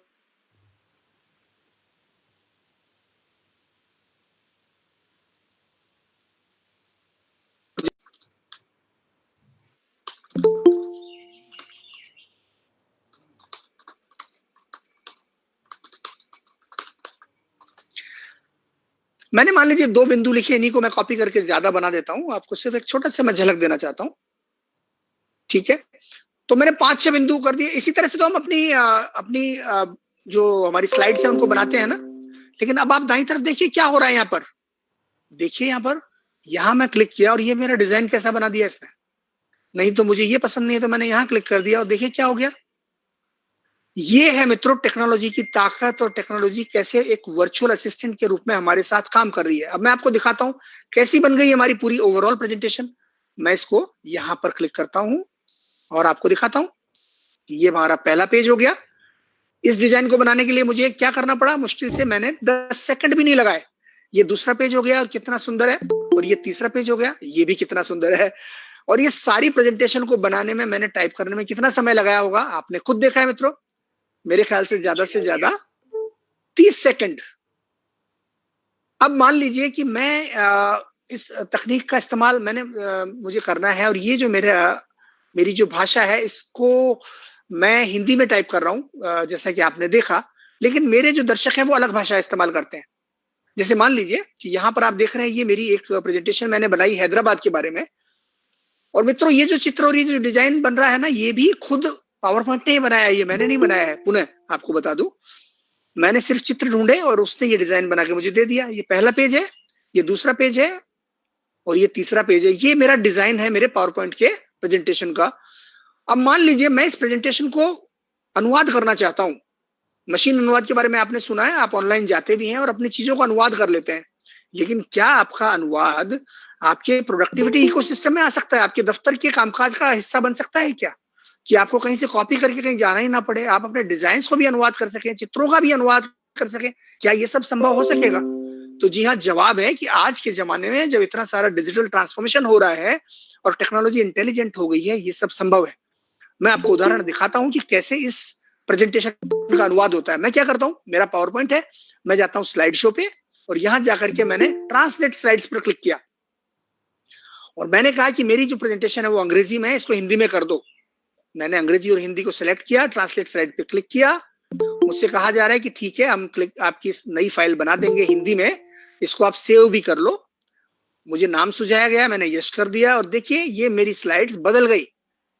आपके देखते देखते चंद सेकंडों में ये अनुवाद हो गया है मित्रों, एक भाषा से दूसरी भाषा में। अब ये उल्टा भी हो सकता है, हिंदी से अंग्रेजी, अंग्रेजी से हिंदी, हिंदी से मराठी, हिंदी से बंगाली, बंगाली से फ्रेंच, फ्रेंच से बंगाली, विभिन्न भाषाओं में पूरी की पूरी 10, 20, 50, 100 पेज की आपकी पावर पॉइंट की प्रेजेंटेशन उसी तरह से ट्रांसलेट हो जाएगी, बिना आपके डिजाइन को प्रभावित किए या उसको बर्बाद किए हुए बिना।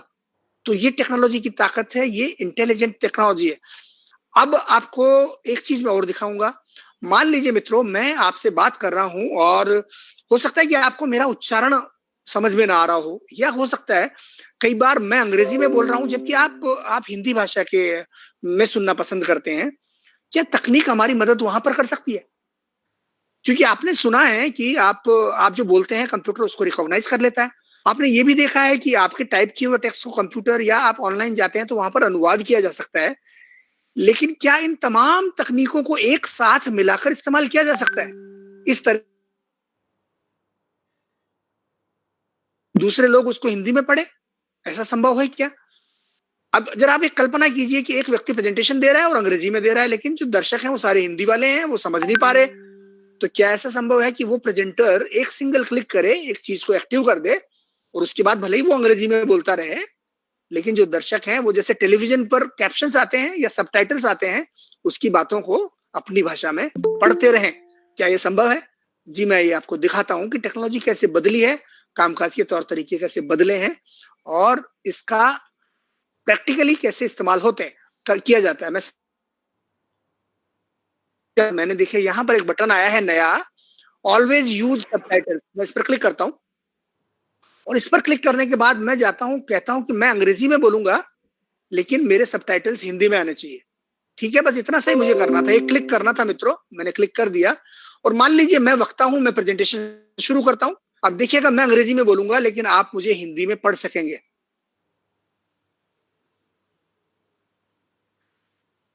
Hello everyone, I'm very happy to be with you today.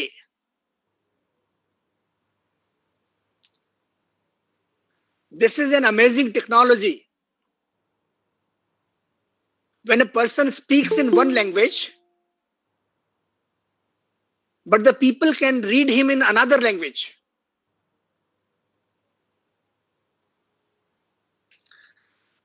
क्या कहेंगे आप? ये है टेक्नोलॉजी की ताकत जो हमारे कामकाज के तौर तरीकों को पूरी तरह से बदलने जा रही है आने वाले समय में, बल्कि बदल चुकी है। तो मैंने ये 2-3 उदाहरण आपको दिखाए मित्रों, मेरे पास उदाहरण और भी हैं और मैं आपको कुछ और उदाहरण दिखाऊंगा। मैंने आपसे कहा था कि टेक्नोलॉजी आपके आभासी सहायक के रूप में आपके पास आ गई है। आपके कंप्यूटर में अगर आपके पास माइक्रोसॉफ्ट ऑफिस 365 है तो उसमें एक सॉफ्टवेयर आता है वन नोट। वन नोट का उदाहरण देखिए, मैं आपको दिखाता हूं कि ये कैसे हमारी मदद कर रहा है। मैं वन नोट को खोल लेता हूं और इसमें आप देखेंगे कि रचनात्मकता ही नहीं, अनेक प्रकार से जो वन नोट है, अनेक प्रकार से हमारी रचनात्मकता में मदद कर रहा है। कैसे? यहां पर मैं एक पेज बनाता हूं मित्रों वन नोट सॉफ्टवेयर में। मान लीजिए मैंने एक नया पेज बनाया है यहां पर और इस पेज में मैं एक ग्राफ बनाना चाहता हूं। अब आप ये देखेंगे कि टेक्नोलॉजी कैसे हमारी मदद करती है मित्रों, कैसे एक व्यक्ति का हाथ पकड़कर वो चीजें ठीक कर देती है। मान लीजिए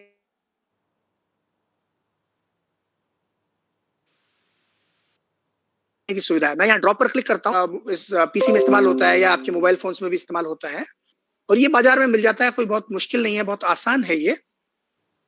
मैं वापस चलता हूं, लगता है मैंने जी। तो मेरे पास ये स्टाइलस है, मैं इसका इस्तेमाल करूंगा, इस पेन का। मैं यहां पर जाता हूं और एक यहां पर मैंने कोई भी पेन ले लिया स्क्रीन से, कोई भी रंग ले लिया मान लीजिए, और मैं ग्राफ बनाना चाहता हूं मित्रों। और मैंने मान लीजिए बनाना शुरू किया सामान्य तरीके से। तो मैं यहां पर बनाने के लिए एक यहां पर मैं बार बनाने की कोशिश कर रहा हूं, लेकिन मैं तो नहीं बना पाया क्योंकि मैं ड्रॉ करने में प्रवीण नहीं हूं। देखिए मुझसे ऐसी बन पा रही है। मान लीजिए मैं ग्राफ अपने हाथ से बना रहा हूं, मैं नहीं बना पा रहा क्योंकि मैं जानता नहीं हूं, मुझे ड्राइंग नहीं आती। क्या टेक्नोलॉजी मेरी मदद कर सकती है? देखिए हम देखते हैं कि ये टेक्नोलॉजी कैसे मेरी मदद कर सकती है। मैंने यहाँ पर एक बटन है, उस पर क्लिक किया, इंक टू शेप, और अब देखिए टेक्नोलॉजी क्या करती है। मैं वही ग्राफ बनाने की कोशिश कर रहा हूं, टेढ़ा मेढ़ा, लेकिन टेक्नोलॉजी ने क्या किया, उसको ठीक कर दिया। मान लीजिए मैंने और दूसरा यहाँ पर एक और बार बनाया, इसको भी उसने ठीक कर दिया। मैंने तीसरा बनाया, और आप जानते हैं मित्रों मुझे ड्राइंग बिल्कुल नहीं आती, आपको दिखाई दे रहा है साफ साफ। मैंने ये तीसरा थोड़ा टेढ़ा बनाया, उसको ठीक कर दिया। मान लीजिए मुझे सर्कल में कुछ दिखाना है और मैं सर्कल ऐसा टेढ़ा मेढ़ा बना पा रहा हूं, मैं नहीं बना पा रहा, लेकिन टेक्नोलॉजी ने उसको ठीक कर दिया। मान लीजिए मुझे कोई त्रिभुज बनाना था, मुझे कोई स्क्वायर रूट बनाना था, मुझे कोई स्क्वायर बनाना था, या फिर मान लीजिए कोई रेक्टेंगल बनाना था, मुझे टेक्नोलॉजी मेरी मदद के लिए मौजूद है ना। न सिर्फ मेरी पावर पॉइंट प्रेजेंटेशन में मदद कर रही है, बल्कि मुझे तमाम चीजों में मदद कर रही है। मैं इसको डिलीट कर देता हूं और आगे बढ़ता हूं। मित्रों मान लीजिए कि आप, इसको मैं बंद करता हूं और आप मैथमेटिक्स का कोई काम कर रहे हैं, मान लीजिए आप गणित का कोई काम कर रहे हैं और आपको कुछ हल करना है। जैसे कि मान लीजिए मैंने कहा मेरे पास 2x प्लस यहां पर कुछ भी, मान लीजिए 5 लिखा मैंने, इक्वल्स 15। ये मेरा एक सवाल है। मान लीजिए चूंकि हम हंसराज कॉलेज के लिए ये कार्यक्रम कर रहे हैं, एजुकेशन के क्षेत्र में हमारे बच्चों को या छात्रों को हमने काम दिया, क्या टेक्नोलॉजी उनको सिखा सकती है, पढ़ाई में मदद कर सकती है? उसका एक छोटा सा उदाहरण मैं आपको यहाँ दिखा रहा हूँ।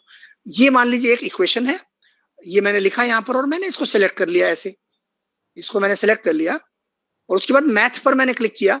तो देखिए क्या होता है मित्रों, इसने पहचान लिया। दाईं तरफ आपको दिखाई दे रहा है 2x प्लस 15, 5 इक्वल्स 15। अब यहां तक तो ठीक है, इसने पहचान लिया, कोई बड़ी बात नहीं है। लेकिन मान लीजिए मैं यहाँ पर क्लिक करता हूँ, सिलेक्ट एन एक्शन, और मैं कहता हूँ इसको मेरे लिए इसको सॉल्व भी कर दो, इसका हल भी निकाल दो। तो इसने x का मतलब हल कर दिया है, x इक्वल टू 5। अब आप कहेंगे कि भाई इसने हल तो निकाल दिया लेकिन फिर भी हमारे मतलब का नहीं है। छात्र इससे सीखा कहां पर? तो वो ऐसे सीखेगा, वो यहाँ पर फिर क्लिक करेगा और कहेगा कि मुझे बताओ कि इसको हल कैसे किया। तो ये पूरा उसने समाधान हल करके भी दिखा दिया। तो ये है टेक्नोलॉजी की पावर, ये है जो कि हमारी शिक्षा को भी आगे जाकर के बहुत बड़ा बदलाव उसमें लाने वाली है मित्रों। अब मान लीजिए कि आप अपने कंप्यूटर में काम करते हैं और आपको अपने कंप्यूटर में प्राय आपने देखा है कि हम टाइपिंग करते हैं, लेकिन हम टाइपिंग के दूसरे तौर तरीके भी आजकल अपनाने लगे हैं, जैसे हम बोलकर भी टाइप करने लगे हैं। लेकिन मैं आपको कह रहा था कि आर्टिफिशियल इंटेलिजेंस की वजह से कंप्यूटर के पास में इन दिनों दृष्टि भी आ गई है, कंप्यूटर विजन आ गया है। तो कंप्यूटर विजन का मतलब ये हुआ कि मैं जो अभी पेन से जो कुछ लिख रहा था उसको कंप्यूटर देख पा रहा था। तो सवाल ये पैदा होता है कि क्या फिर हमारी हस्तलिपि को भी कंप्यूटर पहचान सकेगा? तो देखिए ये कंप्यूटर, जी हाँ, हमारी हस्तलिपि को भी पहचान सकेगा। कैसे? मैं यहाँ पर जाता हूं और मैंने एक नीचे आइकन था, एक कीबोर्ड का आइकन था, उसको क्लिक किया तो ये एक मेरा पैनल खुल गया। इस पर जाकर के मैं लिखता हूं कुछ भी अपने इससे पेन से, मान लीजिए मैंने लिखा नमस्ते अपने हाथ से, और कंप्यूटर उसको पहचान गया और उसने उसको टाइप कर दिया मित्रों। तो ये है कंप्यूटर की दृष्टि। आप अब सीमित नहीं रह गए हैं कीबोर्ड पर, आप चाहें तो कंप्यूटर के साथ में इस प्रकार से अपनी हस्तलिपि का भी इस्तेमाल कर सकते हैं, और बोलकर तो आप इस्तेमाल करते ही हैं। तो ये हुई एक बात। अब आपको मैं एक बार फिर आपको ले चलता हूं अनुवाद की दुनिया में,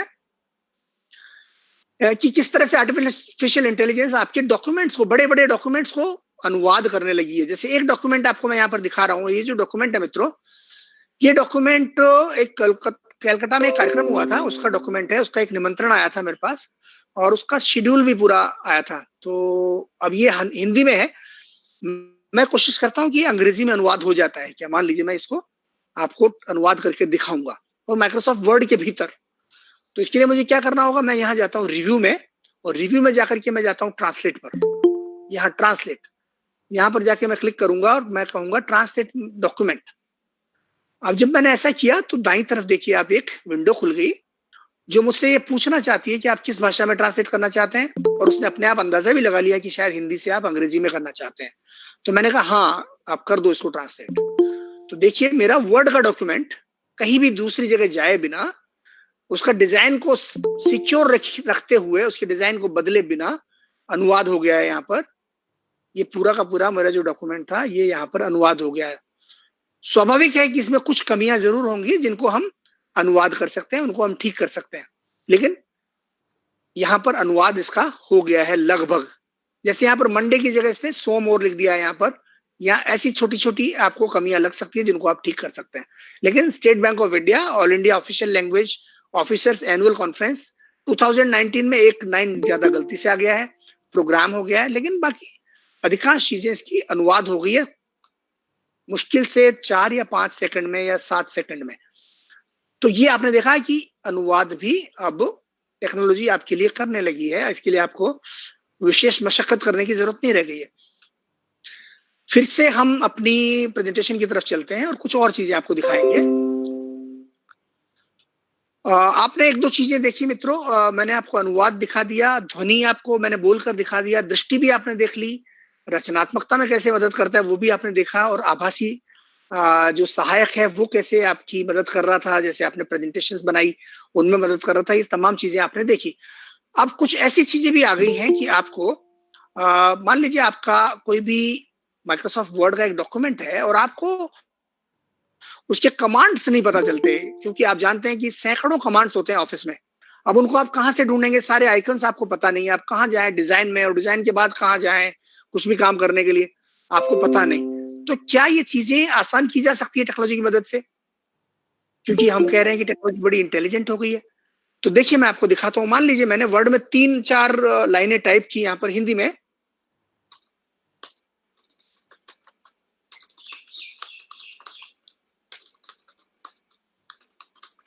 तीन पंक्तियां मैंने यहाँ पर टाइप की है मित्रों। और अब कैसे कंप्यूटर मेरी मदद करेगा, वर्ड कैसे मेरी मदद करेगा, मैं मान लीजिए इसको सेलेक्ट कर लेता हूं और मुझे क्या करना है कि इनका रंग बदलना है।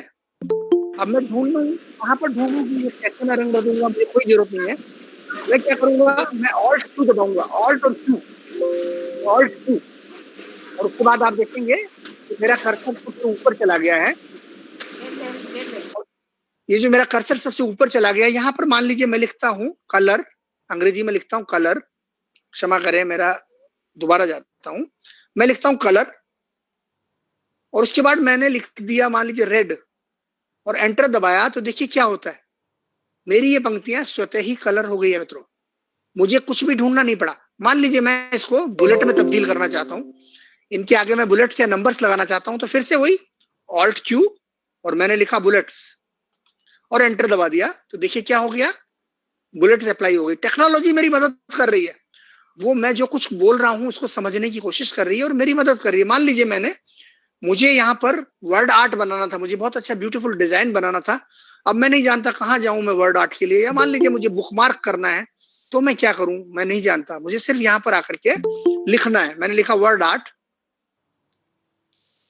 और मुझे इसने दिखा दिया वर्ड आर्ट। मैं यहाँ पर आता हूँ और यहाँ पर मैं अपने कीबोर्ड से राइट क्लिक करता हूँ और इनमें से कोई भी अच्छा सा डिजाइन ढूंढ लेता हूँ, और अब देखिए क्या होता है, ये मेरा काम हो गया, मुझे कुछ ढूंढना नहीं पड़ा कि मैं कैसे इसको करूंगा। इससे आगे बढ़ते हैं, मान लीजिए मैंने लिखा टेबल, वहीं पर टेबल लिख दिया मैंने, और जब मैंने टेबल लिख दिया तो मुझे इसने ऑटोमेटिकली दिखा दिया कि आप किस तरह की टेबल चाहते हैं, टेबल ऑफ कंटेंट चाहते हैं या आप टेबल बनाना चाहते हैं। तो मैंने कहा टेबल ऑफ कंटेंट्स, मैं मान लीजिए यहाँ पर क्लिक करता हूं, तो देखिए इसने टेबल ऑफ कंटेंट का कमांड ले लिया, लेकिन इसको कंटेंट्स मिले नहीं, इसलिए वो कंटेंट्स इसमें जोड़ नहीं पाया। लेकिन मान लीजिए मैं इसको डिलीट कर देता हूं एक बार के लिए,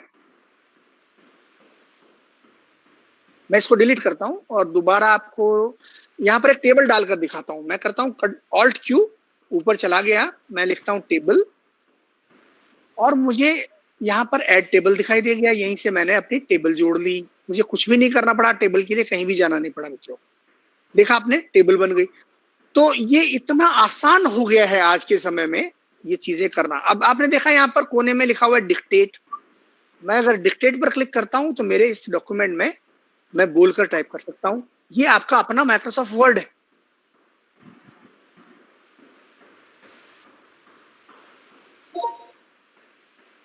now I can type even with my voice. देखा आपने, आप इस तरह से आप बोल करके टाइप भी कर सकते हैं। अब मैं आपको कुछ और चीजें दिखाऊंगा। मान लीजिए आपने देख लिया कि कंप्यूटर आपकी ध्वनि को तो समझने लगा है, लेकिन क्या कंप्यूटर खुद भी ध्वनि पैदा कर सकता है, और खासतौर पर हिंदी?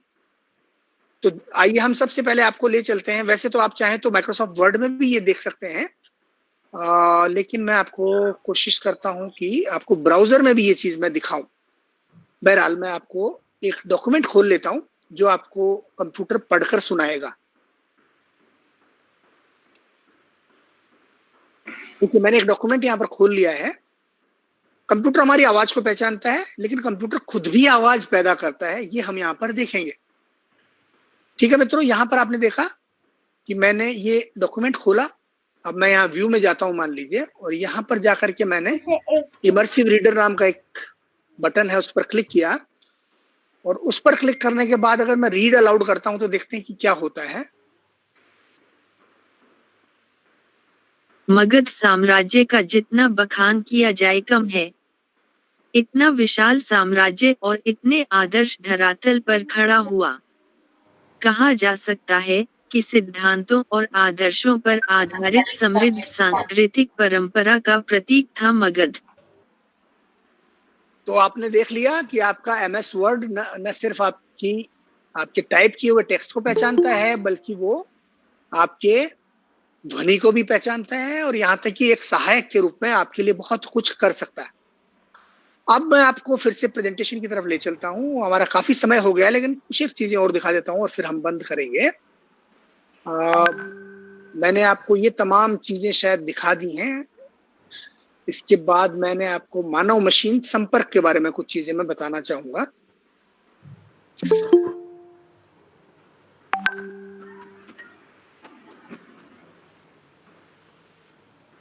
जी, तो मित्रों, मानव मशीन संपर्क, मशीन के साथ में हम कैसे आजकल संपर्क करते हैं वो भी बदल गया है। क्योंकि जो 6 बड़े बदलाव मैंने आपको बताए थे, उनमें से छठा बदलाव यही है कि मानव और मशीन के बीच में इंटरफेस बदल गया है। सबसे पहली बात है, टेक्स्ट इनपुट का स्थायी समाधान हो गया है।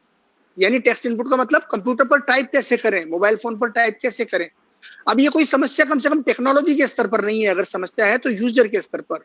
क्योंकि टेक्नोलॉजी ने तो इतने तरीके दे दिए हैं कि अब आपके पास कोई विकल्प बच नहीं जाता है कि आप ना करें। अब कोई बहाना बच नहीं जाता हमारे पास कि हम अपनी भाषा में कंप्यूटर पर या मोबाइल फोन पर काम ना कर पाए।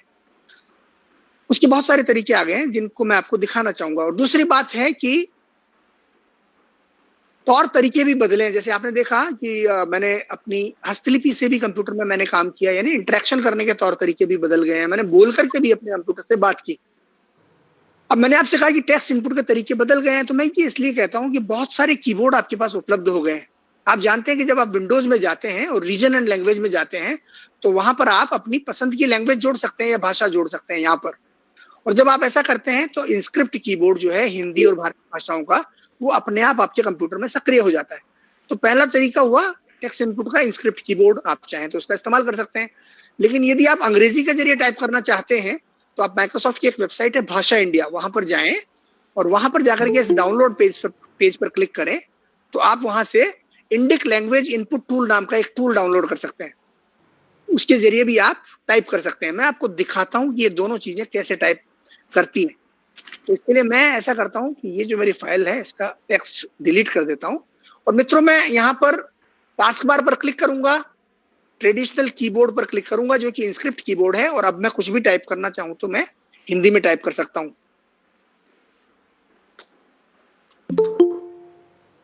ये मैंने इंस्क्रिप्ट कीबोर्ड का इस्तेमाल करते हुए यहाँ पर टाइप किया, जो कि बेहद शक्तिशाली और बहुत ही परिशुद्ध कीबोर्ड है मित्रों।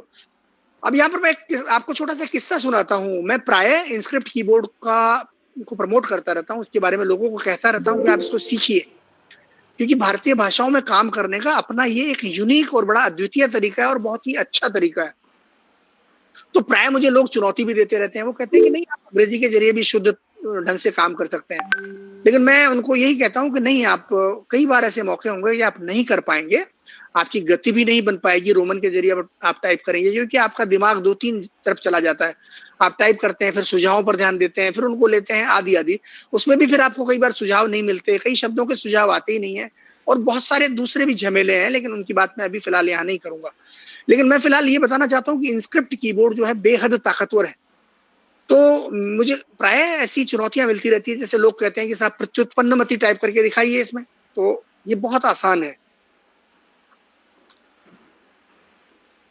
देखिए प्रत्युत्पन्नमति, किसी ने कहा कि आप कर्तव्य विमूढ़ कर दीजिए, बहुत आसान है मित्रों इसमें टाइप करना। किसी ने कहा कर्मण्येवाधिकारस्ते मा फलेषु कदाचन को करिए,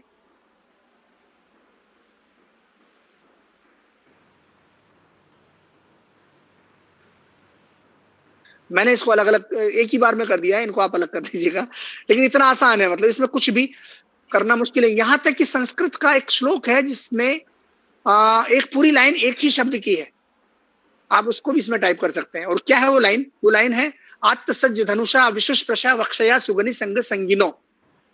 मित्रों श्लोक क्या है? आत्मसज्ज धनुषा विशुष्प्रशा वक्षया सुगनि संग संगिनो रक्षणाय मम राम लक्ष्मणो वग्रतः पति सदैव गच्छताम। ये राम रक्षा स्त्रोत में आता है। तो क्या आप रोमन के जरिए इसको टाइप कर सकेंगे? मेरे ख्याल से आप कोशिश भी करेंगे तो बहुत बड़ी मुश्किलों से और बहुत लंबे समय में इसको किसी तरह से कर पाए। लेकिन इनस्क्रिप्ट जो कि भारतीय भाषाओं का मानक कीबोर्ड है, उसके जरिए ये भी टाइप करना बेहद आसान है, और मैं आपको दिखाता हूं कि कैसे।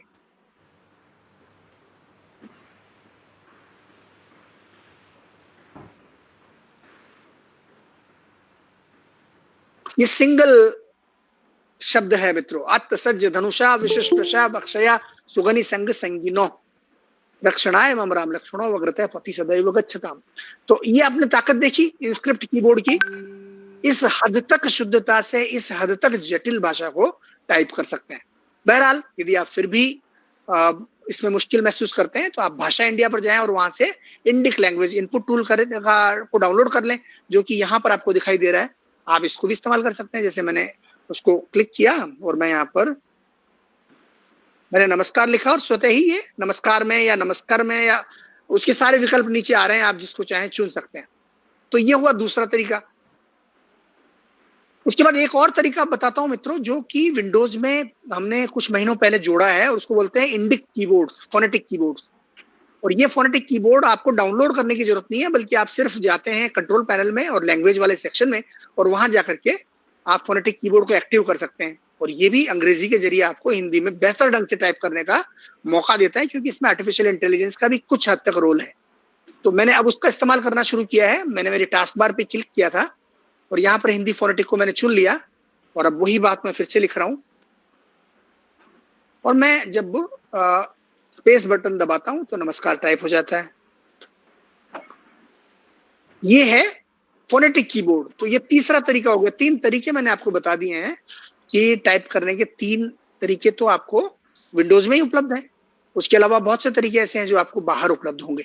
बहरहाल अब चौथा तरीका बताता हूं मित्रों, जो ये हमें सोचने पर मजबूर करता है कि हम टाइप क्यों नहीं कर रहे हिंदी में, और हम क्यों सोचते हैं कि हिंदी में टाइपिंग मुश्किल है। तो चौथा तरीका क्या है? उसको बोलते हैं ऑन स्क्रीन कीबोर्ड। आप अपने कंप्यूटर में बाईं तरफ यहाँ पर क्लिक करें, यहाँ पर सर्च बॉक्स है और यहाँ पर लिखिए OSK, अंग्रेजी में लिखिए OSK, और जब आप लिख करके एंटर दबाएंगे तो देखिए क्या होता है, यहाँ पर एक कीबोर्ड आ जाता है मित्रों, ऑन स्क्रीन कीबोर्ड। अब आप हिंदी भाषा चुन लीजिए और आप यहाँ तक कि अब अपने माउस से भी टाइप कर सकते हैं। जैसे मैं अपने माउस को यहाँ पर इस्तेमाल कर रहा हूँ, न मैंने से किया, फिर हलंत लगा दिया, क आ की मात्रा रे, मैं माउस से टाइप कर रहा हूँ। ये चौथा तरीका हो गया मित्रों। अगर ये भी आपको कम लगे तो आपको मैं पांचवा तरीका बताता हूँ, जो कीबोर्ड का ऑप्शन है आप क्लिक करेंगे, एक और कीबोर्ड विंडोज में मौजूद है, और इसका इस्तेमाल करते हुए आप हैं या माउस टाइप करते हैं, या फिर आपको ये सुविधा देते हैं कि कीबोर्ड को आप बेहतर ढंग से इसके कुंजियों को पहचान सकते हैं। मान लीजिए इसमें मुझे करना है तो मैं नमस्कार मैंने ये टाइप किया। तो ये आपको कौन सा 5वां तरीका हो गया। यहाँ पर इतने सारे तरीके आपके अपने कंप्यूटर में मौजूद है टाइपिंग करने के लिए। आप इनका इस्तेमाल कीजिए और आप हिंदी में टाइपिंग शुरू कीजिए। अब इसके बाद छठा तरीका भी मैं आपको बता चुका हूँ, हस्तलिपि से आप कैसे टाइप करेंगे, और फिर 7वां तरीका भी बता चुका हूँ मित्रों, बोलकर टाइप करना। तो मेरे ख्याल से अब कोई हमारे पास बहाना बच नहीं जाता है हिंदी में काम करने में कि ये रुकावट है या वो रुकावट है ना, तो कोई बहाना बच नहीं जाता है। लेकिन अगर मान लीजिए अब भी कोई रुकावट हमें महसूस होती हो, तो अब हम एक ऐसी तकनीक ले आए हैं जिसको बोलते हैं आई कंट्रोल मित्रों, इसको आई कंट्रोल बोलते हैं। और वो ये कहती है कि क्या आप अगर उंगलियों को भी इस्तेमाल नहीं करना चाहते, बोलकर भी इस्तेमाल आप कुछ टाइप नहीं करना चाहते, तो क्या कम से कम आप स्क्रीन को देख तो सकते हैं क्या? आप अगर अपनी स्क्रीन को देख भी सकते हैं तो आई कंट्रोल नाम की एक विंडोज का फीचर है, उसके तहत आपकी स्क्रीन पर एक कीबोर्ड आ जाता है, उसमें वही सारे आपकी कीज रहती हैं, कुंजियां रहती है। आप कुंजियों को सिर्फ देखेंगे और देखने से ही टाइप होने लग जाता है। यानी आप एक एक बटन को अगर ऐसे देख सकते हैं, उसी से ही आप कंप्यूटर पर काम करते होते हैं। उसकी एक झलक मैं आपको दिखाता हूँ, वो फिलहाल अंग्रेजी में, क्योंकि हिंदी में अभी ये चीज आई नहीं है, तो फिलहाल आप अंग्रेजी में देखिए ये कैसे काम करता है आई कंट्रोल। ये है वो कीबोर्ड, और इसमें मैं जहां भी देख रहा हूं वो स्वतः ही मेरी स्क्रीन पर ऊपर टाइप होता चला जा रहा है। और जब मैं किसी बिंदु को क्लिक करता हूं या किसी कुंजी पर देखता हूं तो मुझे ऊपर सजेशंस भी दिखाए जा रहे हैं। अगर मैं सजेशन को देख लूंगा तो पूरा का पूरा वो शब्द टाइप हो जाएगा। मैं सिर्फ अपनी आंखों से यहाँ पर टाइप कर रहा हूं मित्रों, मुझे अपनी उंगलियों या ध्वनि का भी इस्तेमाल करने की जरूरत नहीं पड़ रही, सिर्फ देखना है। तो आप जरा सा एक सेकंड के भी बहुत छोटे हिस्से के लिए किसी कुंजी को देखते हैं और वो शब्द या वो अक्षर टाइप होता चला जाता है। तो इस हद तक हम पहुंच गए। तो ये है बदलते कारोबार के तौर तरीके। मतलब व्यक्ति के पास कोई गुंजाइश ही नहीं बची कि वो अपने आप को अनप्रोडक्टिव फील करे, अपने आप को अनुत्पादक महसूस करे या कहे कि मुझसे ये काम हो नहीं रहा। अरे भाई, आपको पावर पॉइंट बनाना है, आपको टेक्नोलॉजी बना के दे रही है। आपको रिसर्च करना है, टेक्नोलॉजी बना रही है। वो भी कभी हम भविष्य में आपको बताएंगे कि आपको कंप्यूटर रिसर्च करने में कैसे मदद करता है, आपके लिए स्वचालित ढंग से वो कैसे बहुत सारा काम करता है, एक स्ट्रक्चर आपके लिए खुद बना कर देता है और आपको मदद करता रहता है। वो भी आप कर सकते हैं। दफ्तर में आपको कमांड्स नहीं आते, कमांड्स भी कंप्यूटर खुद दे रहा है। टाइपिंग में दिक्कत है, टाइपिंग भी वो दे रहा है। अनुवाद नहीं आ रहा, अनुवाद भी करके दे रहा है। क्या बच जाता है? आपको कोलैबोरेशन करना है, आपकी लोकेशन, आपको छुट्टी पर है, दफ्तर नहीं आ पा रहे, कोई बात नहीं, कोलैबोरेशन कर पा रहे हैं आप, अपने जहां बैठे हैं वहीं से कर पा रहे हैं। आपका लैपटॉप कोई चोरी लेके चला गया, कोई बात नहीं, मोबाइल से काम कर सकते हैं। कोई गुंजाइश नहीं बच जाती है मित्रों कि हम अनप्रोडक्टिव रह जाएं या हम हमारे समय का इस्तेमाल न कर पाएं। ये सिर्फ हमारे ऊपर निर्भर करता है कि हम इस्तेमाल करना चाहते हैं या नहीं चाहते हैं। अब मैं आपको एक अंतिम झलक दूंगा, और वो झलक ये कि ये एक प्यारी सी कल्पना। आपने देखा कि टेक्नोलॉजी आपके लिए अनुवाद कर रही है, मैं एक भाषा में बोलता हूं जबकि वो दूसरी भाषा में मुझे दिखा रही है। अब यहां तक स्थिति आ गई है कि अगर आप माइक्रोसॉफ्ट के स्काइप को इस्तेमाल करते हैं तो स्काइप में ये कैपेबिलिटी आ गई है, ये क्षमता आ गई है कि एक तरफ बैठा हुआ व्यक्ति एक भाषा बोलता है और दूसरे छोर पर बैठा हुआ व्यक्ति दूसरी भाषा बोल रहा है, लेकिन दोनों के बीच में संवाद हो रहा है।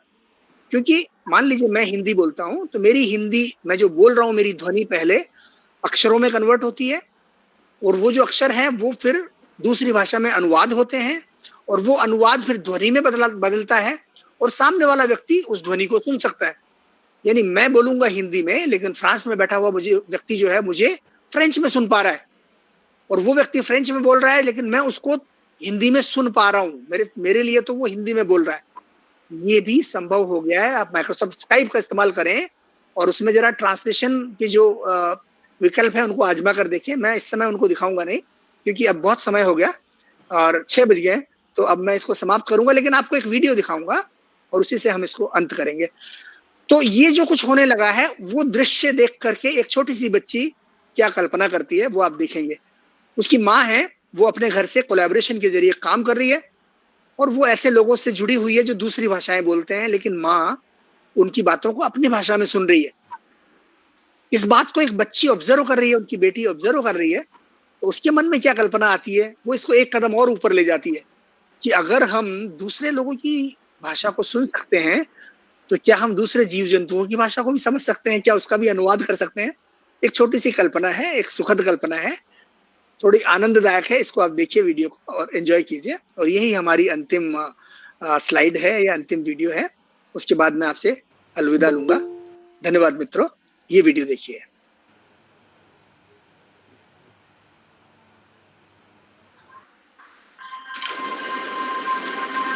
We will prepare for next week's order. We ordered 10,000 units. That sounds good.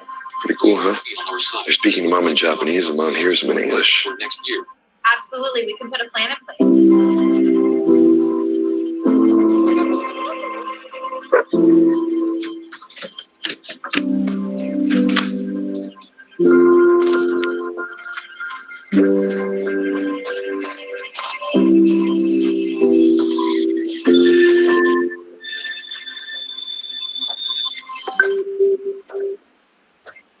Can you understand me? Yes, I can understand you. Okay, I have a lot of questions. How do you guys fly? What does Santa do in the summer? What's a sleigh made out of? It seems pretty heavy. Is Mrs. Claus a good cook? Do you guys get presents? Can you roller skate or ice skate? और ये जो सारी कल्पनाएं हैं ये अंत में मुझे एक कविता की तरफ ले आती है, और वो कविता केदारनाथ सिंह की कविता है मित्रों। केदारनाथ सिंह उस कविता में कहते हैं कि अंततः आदमी कब बोलता है चुप रहते रहते। मैं उसको टेक्नोलॉजी के संदर्भ में देखता हूँ कि टेक्नोलॉजी ने हमें इतना सक्षम बना दिया है कि अब हमें चुप रहने की जरूरत नहीं है, अपने आप को अभिव्यक्त करने के लिए कोई सीमा शेष नहीं रह गई है। वो कविता क्या है? जिस तरह चींटियां लौटती हैं बिलों में, जिस तरह चींटियां लौटती हैं बिलों में, कठफोड़वा लौटता है काठ के पास। जिस तरह चींटियां लौटती हैं बिलों में, कठफोड़वा लौटता है काठ के पास। वायुयान लौटते हैं सारे के सारे डैने पसारे हुए लाल आसमान में, हवाई अड्डों की तरफ। वायुयान लौटते हैं सारे के सारे लाल आसमान में डैने पसारे हुए हवाई अड्डों की तरफ। उसी तरह मैं तुम में लौटता हूं ओ मेरी भाषा, जब चुप रहते रहते अकड़ जाती है मेरी जीभ और दुखने लगती है मेरी आत्मा। धन्यवाद। बहुत बहुत धन्यवाद। धन्यवाद बलेंदु जी। जी मैं चाहूंगा कि मैं मंत्र में 2 शब्द बोले और फिर मैं धन्यवाद ज्ञापन के साथ विजय आप करो, काफी लेट हो गया, आप करो, धन्यवाद ज्ञापन करो। बहुत बहुत धन्यवाद आदरणीय बालेंदु जी का। निश्चित तौर पर भारतीय भाषाओं और हिंदी के विकास में तकनीक की उपयोगिता को लेकर, उसके प्रचार प्रसार को लेकर जो आपका योगदान है वह अप्रतिम है।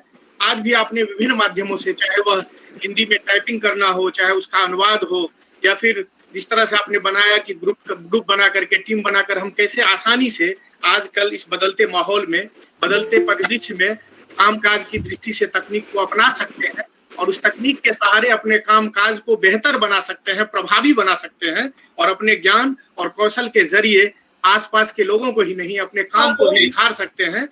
इस तरह से आपने जो आज प्रेजेंटेशन दिया, कई लोग लगातार अपने कमेंट बॉक्स में भी लगातार निरंतर कमेंट कर रहे हैं। कई लोगों ने कहा है कि सर सॉफ्टवेयर और प्रेजेंटेशन शेयर कर दीजिए, तो ये उनकी इच्छाएं हैं। मैं कोशिश करूंगा कि भविष्य में आपकी सहायता से और हंसराज कॉलेज और आपकी सहायता से मिलजुल कर हम लोग कुछ ऐसे बड़े कार्यक्रमों का आयोजन करें, कुछ ऐसी योजना बनाएं कि हजारों हजार की संख्या में यह बात लोगों तक पहुंचे। आज भी 3000 लोगों ने रजिस्ट्रेशन किया था, सबका जुड़ना यहाँ संभव नहीं था। लगातार फोन आ रहे हैं, मैसेज आ रहे हैं, और लोग फेसबुक लाइव पर भी देख रहे हैं। एक बार पुनः बालेंदु जी, आपका हृदय से आभार। रमा मैम, जिनका सानिध्य बेहद महत्वपूर्ण था, उनकी उपस्थिति मात्र से कार्यक्रम की सफलता सुनिश्चित होती है। मैं एक बार पुनः हृदय से उनका आभार करता हूँ। आप सबका धन्यवाद। विजय एक सेकंड, मुझे बालेंदु जी से एक हम लोग प्रार्थना करना चाहेंगे। बालेंदु जी, आज आपको सबने सुना है, एक सेशन ऐसा रखेंगे जो प्रतिभागियों के साथ आपका इंटरेक्शन होगा। सिर्फ वो जो भी उनकी जिज्ञासा है, तकनीक को लेकर कोई प्रश्न है, तो उस तरह का एक सत्र आपके साथ रखना चाहेंगे। जब भी आप समय दें, डॉक्टर विजय आपसे करेंगे बात, उस तरह का एक सत्र रखेंगे आपके साथ। जी बिल्कुल, बहुत ही अच्छा सुझाव है। मुझे लग रहा है कि प्रतिभागियों को लिए भी अच्छा हो जाएगा वो। जी मैम का बहुत अच्छा सुझाव है, और हम संवाद परक एक कार्यक्रम का आयोजन करेंगे, और स्थिति सामान्य होगी तो कहीं ओपन में भी, किसी हॉल में भी, बड़े लेवल पे भी कार्यक्रम का आयोजन कर सकते हैं। एक बार पुनः मैम का, रमा मैम का, जो लगातार हम लोगों का मार्गदर्शन करती हैं और लगातार उपस्थित होती हैं, शामिल होती हैं, सक्रियता बनाए रखी हुई। अभी भी हंसराज कॉलेज में इस लॉकडाउन में भी असेसमेंट से लेकर के एग्जामिनेशन की तैयारियां, बच्चों के सारे काम सुचारू रूप से तकनीक के सहायता से चल रहे हैं। तो मैं एक बार पुनः मैम का धन्यवाद करता हूँ, बालेंदु जी का धन्यवाद करता हूँ। एक बार पुनः किसी मोड़ पर इसी तरह से हम लोग किसी न किसी रोचक और महत्वपूर्ण विषय के साथ मिलेंगे। आप सबका पुनः आभार। आप सबको प्रमाण पत्र भेज दिया जाएगा। आप लोग धैर्य बनाए रखेंगे, कुछ दिनों में, अगले कुछ दिनों में प्रमाण पत्र वगैरह की व्यवस्था कर दी जाएगी और आपको उपयुक्त तरीके से मेल वगैरह के जरिए आपको इसकी सूचना भी दे दी जाएगी। बहुत बहुत धन्यवाद। धन्यवाद। धन्यवाद। Thank you sir. बहुत बहुत धन्यवाद। धन्यवाद Pal. Thank you sir. Thank you.